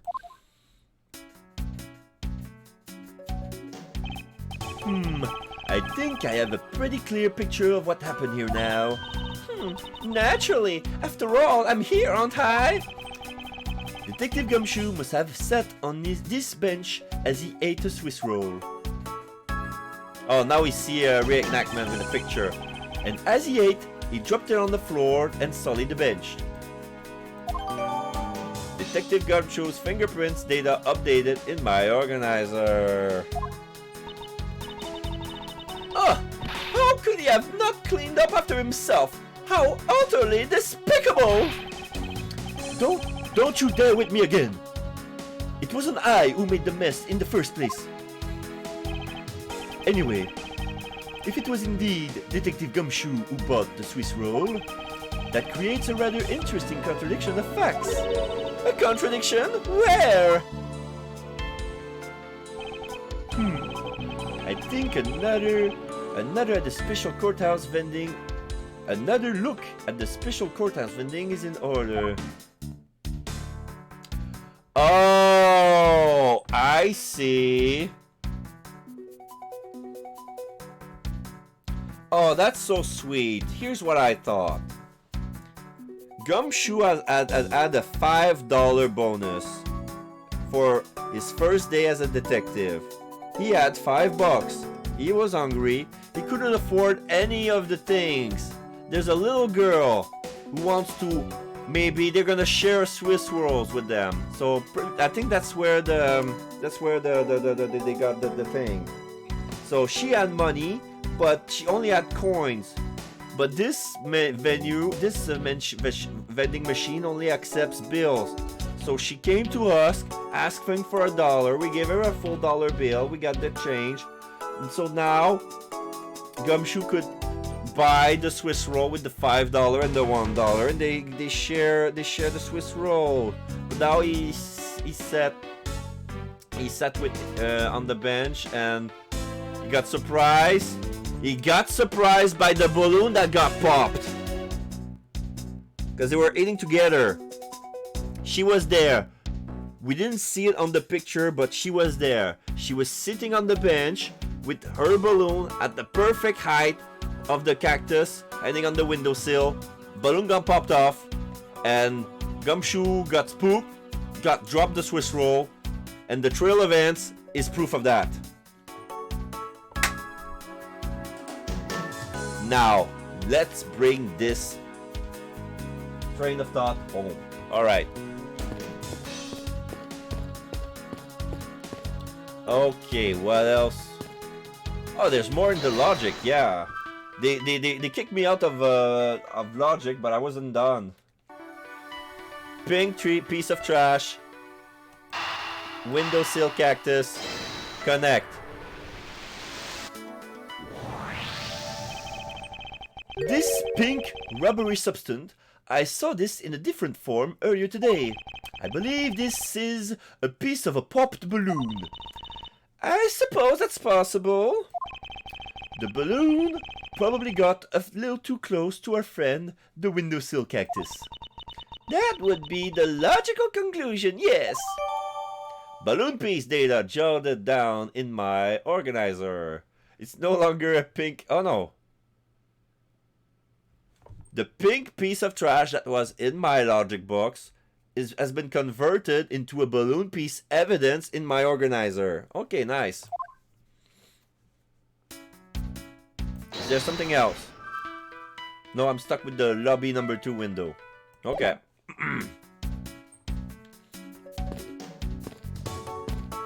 I'm gonna talk to Detective Bad because I'm pretty sure that's all there's left.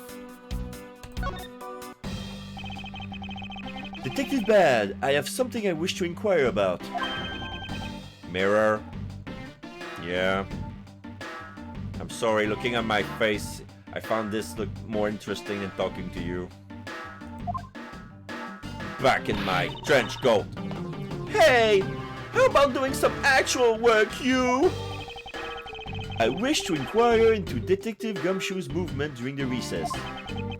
You're getting in the way of the investigation.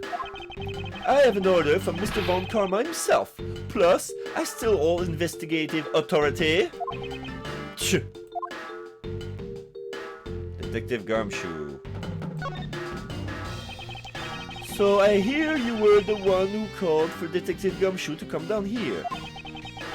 Faraday. That guy was just accused, you know? Just knew something was gonna happen. My detective's instincts told me. A lot of good did it you.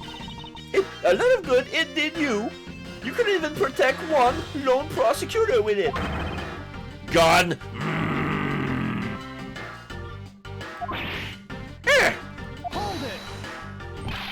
Francisca, I think you need to apologize. Ah! I'm sorry. I'm terribly sorry, Detective Bad. Please continue. My N is out of my coat pocket, but I'm still glaring at you with an intent to kill.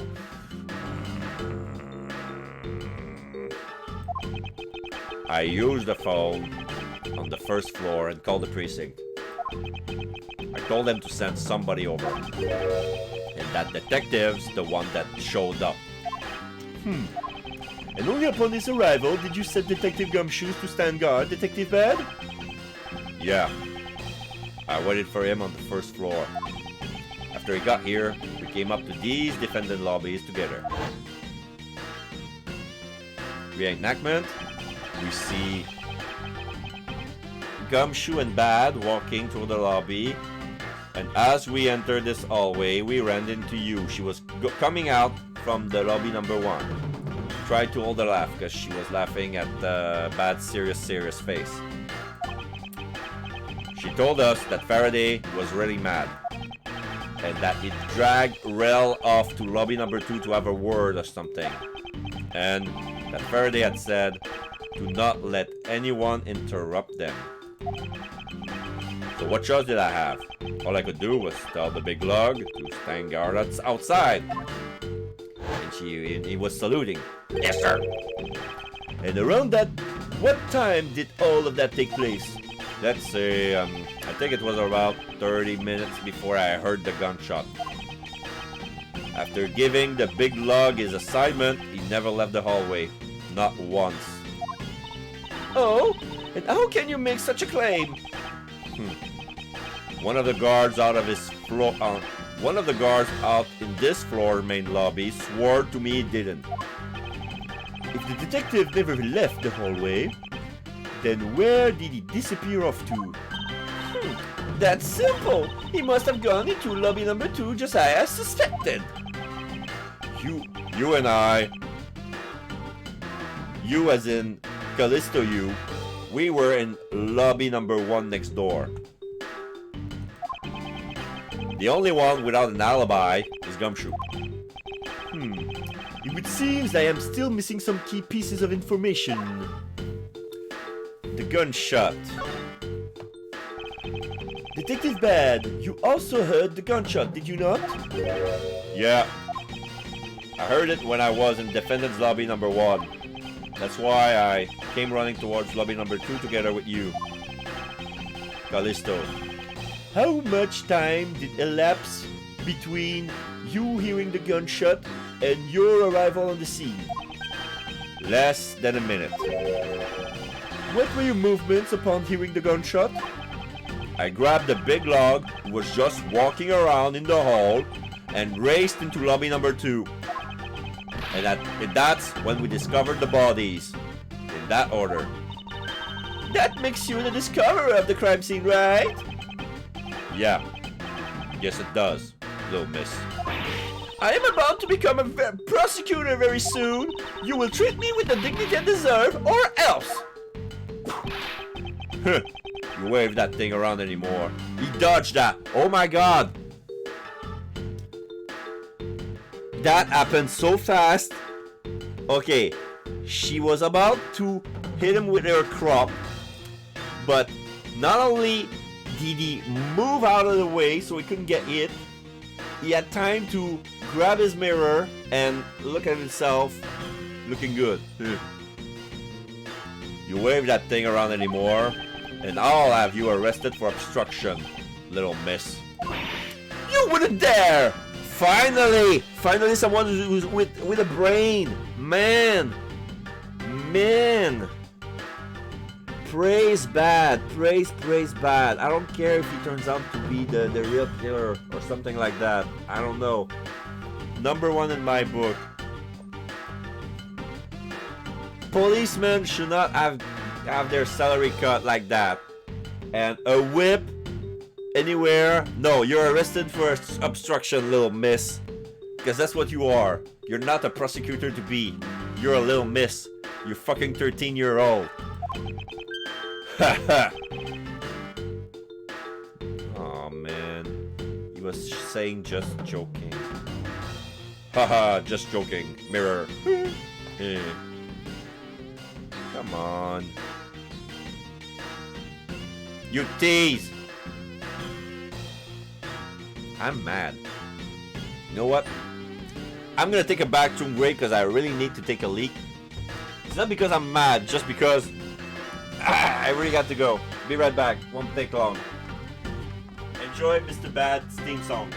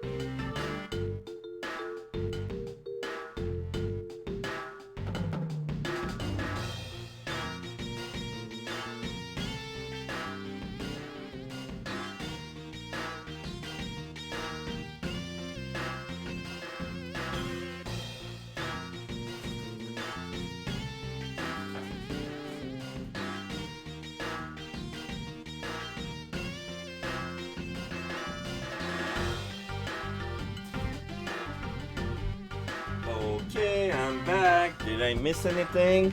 No? Alright. Alex, you're still there? I just grabbed myself a little snack. A granola bar with peanut butter inside.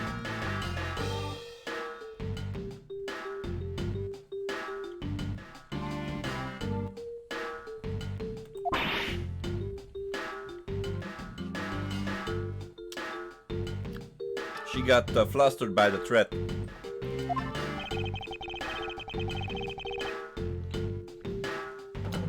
Detective Bad is really something if he can make Francesca behave. Oh. Are we about done?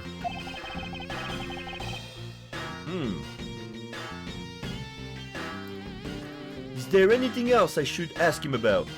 Time he heard the gunshot, place he heard the gunshot, situation around the gunshot. Thank you, Alex. Time he heard a gunshot. Okay.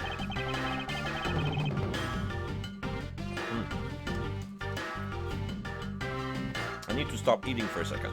I'd like for you to tell me the exact time you heard the gunshot. It was around the end of the recess and the trial was about to start again, I think. He was supposed to make time for himself to transfer the evidence he was holding, but I got the sense that he wasn't gonna show for the handoff. So I figured I should go get him, or else it'd be late. And just as I thought that, bang! Son of a gunshot in my eardrum. A little drink. Okay. So he heard the gunshot right before the trial was about to restart, huh? Detective Bad testimony jotted down in my organizer. Are we done here? I don't have any time to waste. Hold it! Oh, come on! All you're doing is standing in front of this door doing nothing. Gun, mirror. Back in the trench court. I get the sense that he is somewhat investigating this crime scene, or rather, that he is keeping us under surveillance. But to what end? Detective Bad, may I ask that you cooperate with us for a little bit longer? I don't have anything else to say to the two of you. You guys were the ones who said you wanted to investigate in the first place. Fine then, be obstinate. We'll do just as we please. Come on, Miles. You may no longer be willing to help us. However, may I ask for the Forensic Scientist Corporation? Do as you like. I'm gonna present something just to be sure. I'm gonna make him talk about the KG8 incident overview. That's gonna be funny. I'm not expecting to talk. I just wanted to see his reaction. The KG8 incident, I heard that you were involved in this case as well. Yep. ... Edward doesn't say anything else. Bad doesn't say anything else. That's all you have to say? It was an unpleasant case and I don't wish to recall. I got a lot of regrets I'll never forget related to that. Regrets I'll take to the grave. Does he really have that many regrets? On the other hand, thinking back on what I know, I suppose he just might. Gumshoe testimony, okay. Detective Bad, I'd like to ask you about this piece of evidence. Oh, I don't think it's gonna be, Oh, he's turning his back on us as looking at his mirror. Huh, what a narcissist! He would rather look at his face than the evidence. Don't trust your eyes all the time, little girl. I can see the evidence and keep an eye on the two of you with this mirror. What? Then why don't you answer? Because I've got nothing to say, that's all. Understood. Why couldn't he have just said that at the beginning? That was fun. Handgun. Same thing? Yeah, same thing.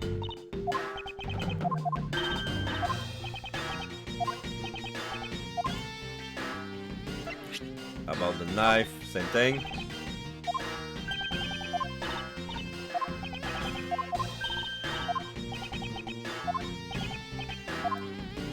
Oh, I just noticed something about his outfit. Since he's all wearing gray, black, and smoke gray, his white tie is a little bit loose around his neck, but even that has bullet holes on it. Crime scene notes. No.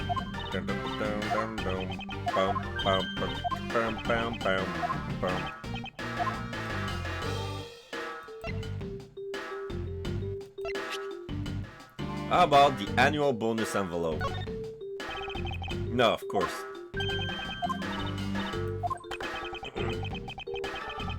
I'm gonna check it, present everything until I get something new.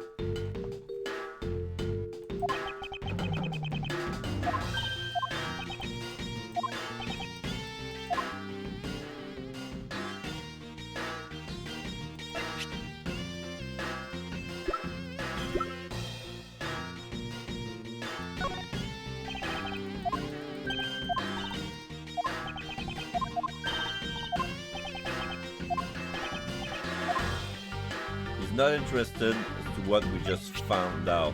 I'm gonna present his own testimony, the one he just gave us. It's just as I said, I have nothing further to add.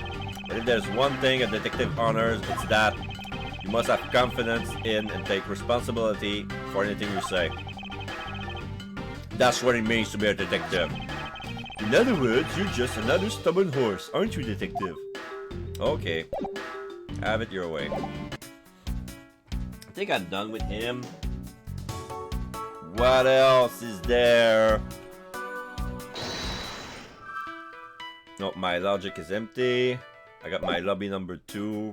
Cannot connect with anything. Is there something I'm missing? I feel like something I...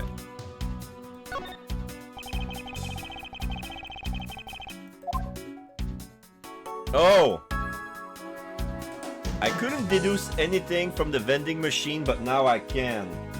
Because I got all the elements. So I'm gonna save here. I'm gonna deduce the Swiss roll. Is that it?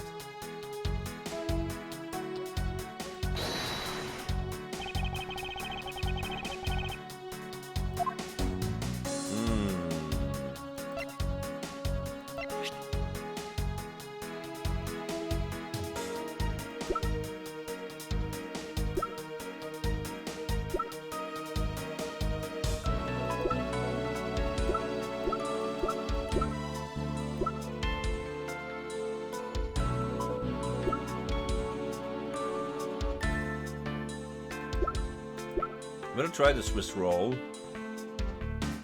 Because I don't know. Oh, no, I know. Wait.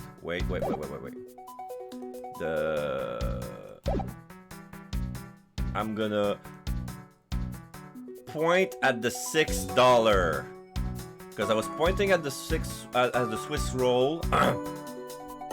The contradiction is that Gumshoe couldn't buy the Swiss roll with his bonus.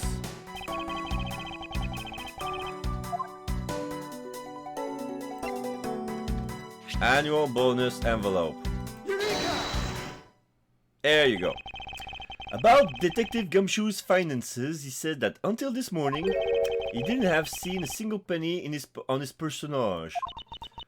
Just how poor is this guy? If his bonus really was only $5, then he should not have been able to purchase a pack of Swiss rolls. However, fact being, as they are, we found cake crumbs on the floor. Meaning Scruffy must have bought a pack somehow. Indeed. That detective should not have been able to purchase a pack, and yet he did. The question is how? Swiss roll data updated in my organizer.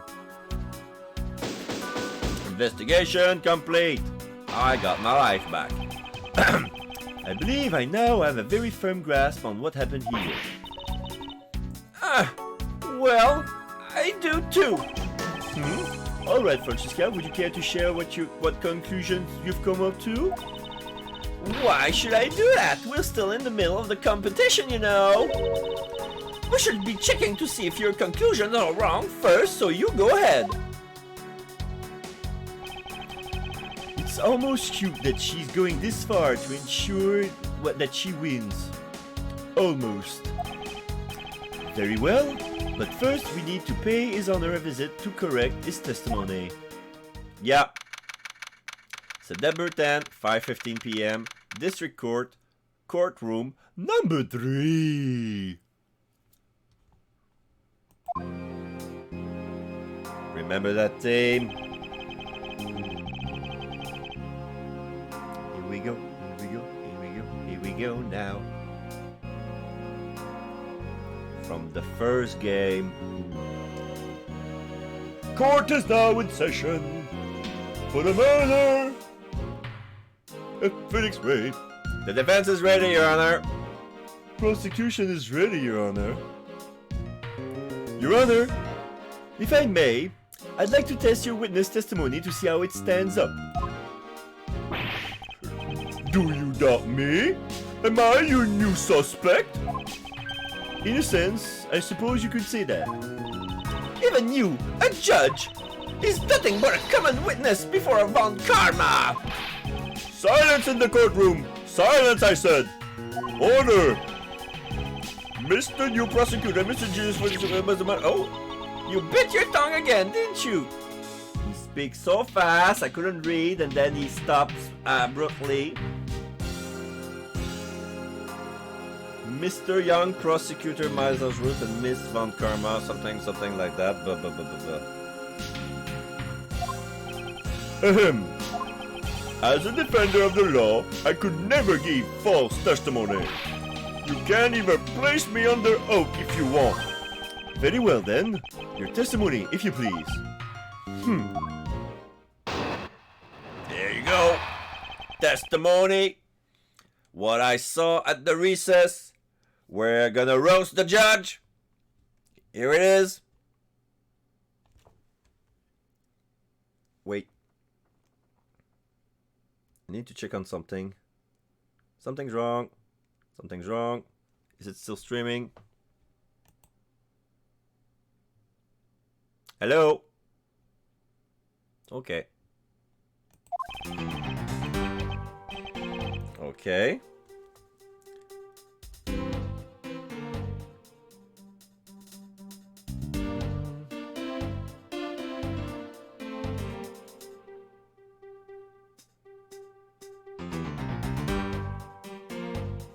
Oh, I see I got more. Oh, Commander Root, Crazy Cynical, Rubber Slayer, and Sincerely Brittany. Okay. I got more people, but nobody's talking. Okay, it's interesting. It's interesting.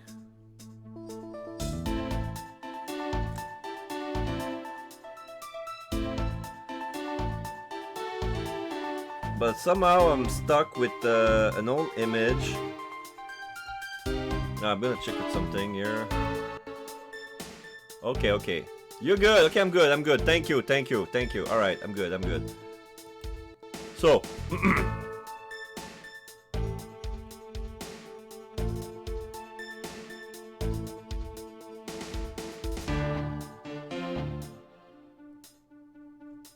sorry. Come on. No. Ow!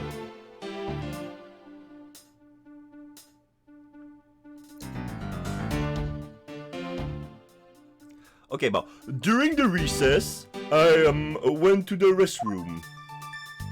Okay, now we see a map.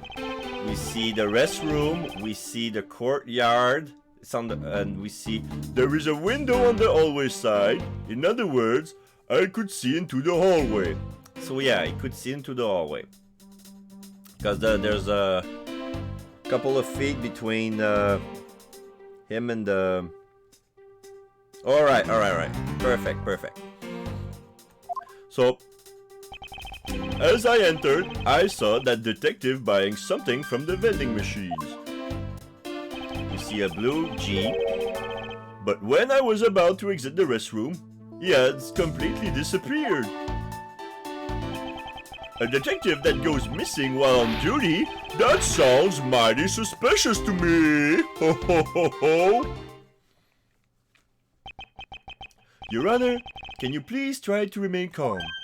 Oh! I'm so used to simply listening to testimonies that I got caught up in the excitement.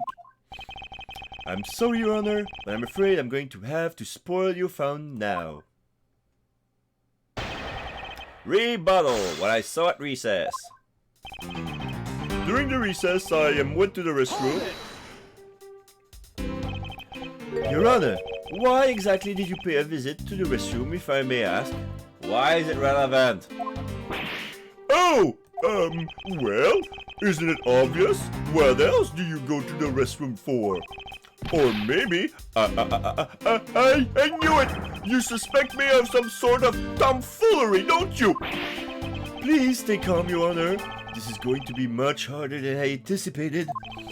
I'm sorry. You're right.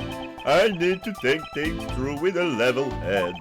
I'm just nervous because so much has happened today with this trial.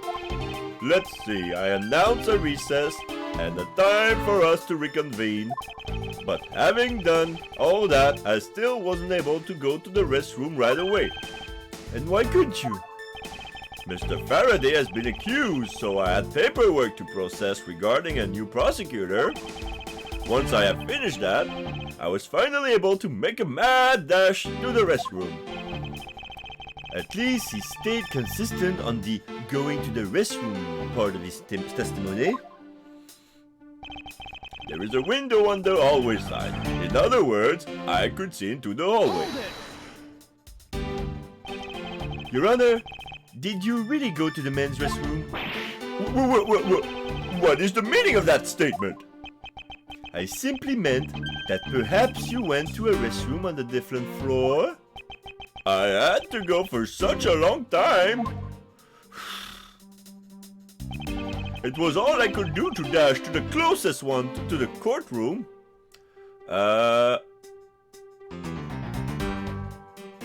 Okay. Now the map makes sense. Cause the courtroom, there's only one way out of the courtroom, is like the doors that goes to the third floor lobby. And then to go to the bathroom you have to take a right, you take a corridor, and then you go to the restroom. And once you're in the restroom, you can see through the courtyard that it's an outside area that have windows. But it's all the same color. All the in the map they all have the same color because it's not on the same level. But now that we can see the bottom of the map, that says a little separation, like that would indicate like this is like from outside. It's not a good map, but now I can physically find myself in the courthouse. Yay! It was all I could do to dash the closest one to the courtroom. Yes, it is. According to the map, he's right.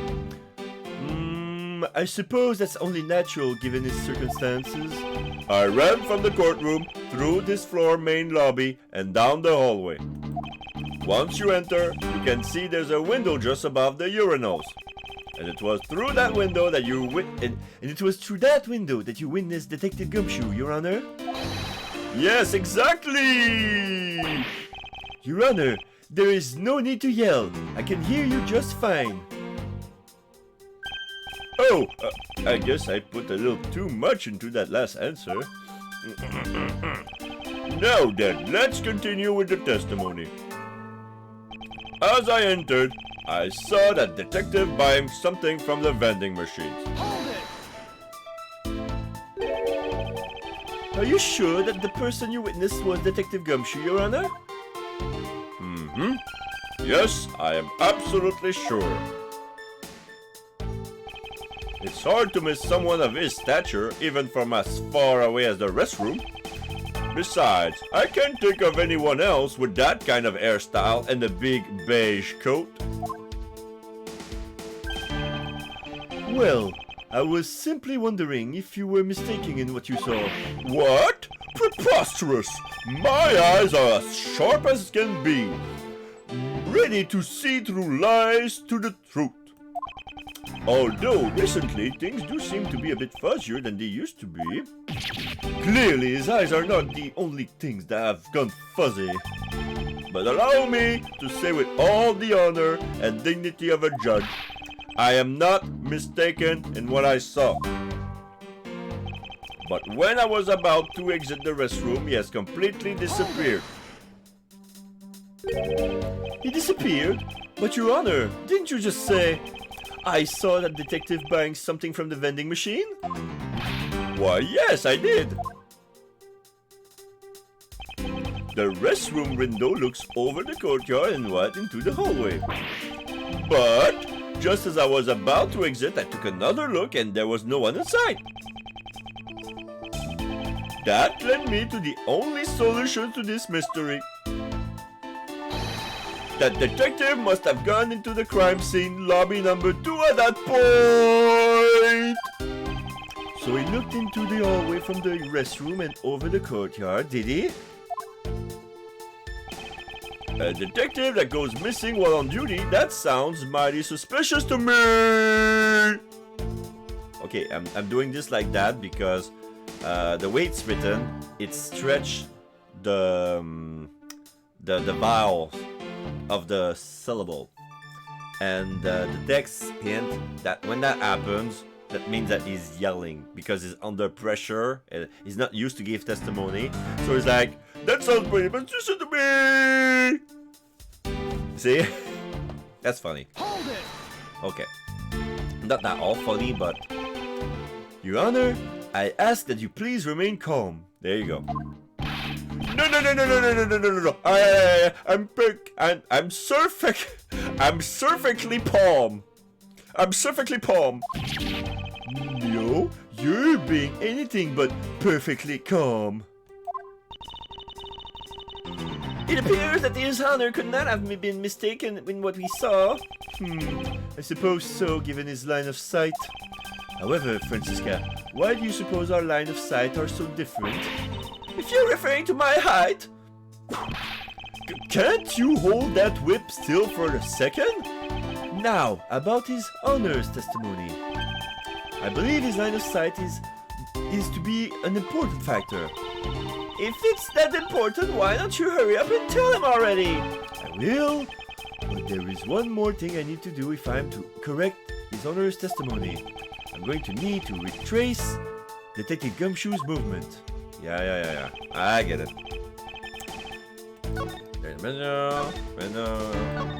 When I was about to exit the bathroom, it's completely disappeared. I'm gonna present. Save. I'm gonna present the Detective Gumshoe's fingerprints left on the hallway bench. Detective Gumshoe apparently sat here as he ate a Swiss roll. Objection! There you go. Why? What was that finger wag for, Mr. Edgeworth? And don't you know it's rude to shout objection while someone is giving testimony? Huh. If you truly are a man of the law, then you must always be vigilant. For example, I myself never let an opportunity to shout, "Objection, pass me by!" Miles Edgeworth, it's one thing to be passionate about your job, but this is real life.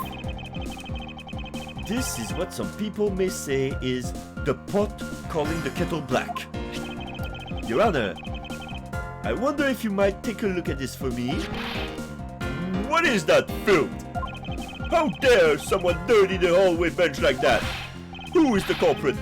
That party is hereby found guilty of uncleanliness.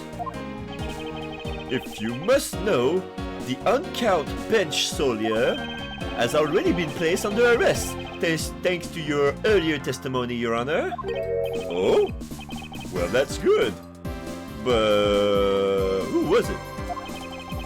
we were able to discover something from the smudge on the bench, namely Detective Gumshoe's fingerprints.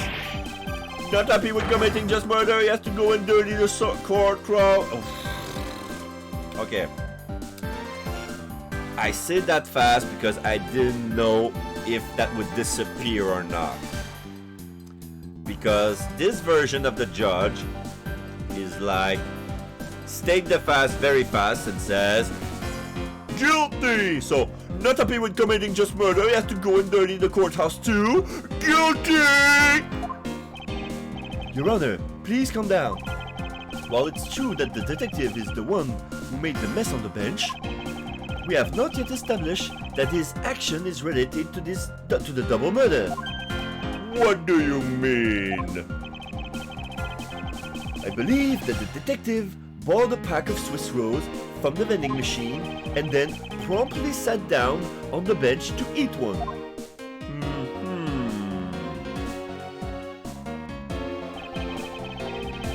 The cake crumbs and pieces of chocolate on the floor under the bench and Detective Gumshoe's fingerprints prove my conclusion to be true.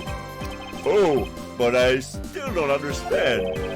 Is this whole thing related to how I couldn't see him as I was leaving the restroom? It is indeed. The window in the hallway was built rather high up into the wall. That at around a grown adult's chest height. As evidence, I submit that Francesca herself was unable to see out of that window.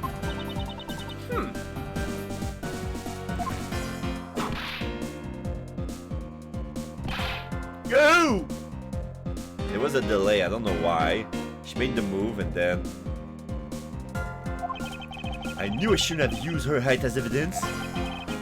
But basically, what this means is that the area directly under the hallway window is a blind spot when the hallway is being viewed from the men's restroom. Done. nod. It seems that you have made the connection. If someone were to sit on the bench under the window, yes, even someone as large as Detective Gumshoe would effectively disappear from sight. What? Do you finally see, Your Honor? Your testimony had just proven that Detective Gumshoe was in the hallway the entire time. Hold it! Sorry. I didn't mean to say it with that much enthusiasm. All I wanted to do was try say it once. Here, let me try that again. Hold it! Is there something of value that you'd like to say? Yes, actually there is. I remember something else just now. Mr. Edgeworth, please allow me to testify to the court one more time. Even if we overruled him, he'd just keep on talking, wouldn't he? That might not be a bad thing. The more info, the better in a perfect investigation, right? Testimony, what I saw, part 2. I suppose it's possible you can't see a seated person from the restroom window. However, that doesn't mean that detective was sitting there when I looked. Anyway, I forgot to testify earlier about probably the most important detail. As I was leaving the restroom, I heard the loud bang of a gunshot. Okay, he's gonna use the gunshot. He's gonna use the gunshot. Okay. How was that? That is the testimony of one who judges the crime of others. Your Honor, could you try to state the important facts first next time? I agree. Before you go around judging others, you should learn to judge your own words. Nick, I'm sorry. But honestly, I thought that song was just a noise popper until just now. Now that you mention it, right before we restarted the trial, he did ask about that. Flashback. Oh, by the way, was there someone celebrating a birthday during the recess? I could have sworn that I heard a popper going off. Come to think of it, the other day with my grandson, blah blah blah blah blah blah. The most critical point in this argument is when did the judge look into the hallway, and whether that lines up with when the gun was actually fired. Your Honor, if I may, I'd like to clarify a few details in your testimony.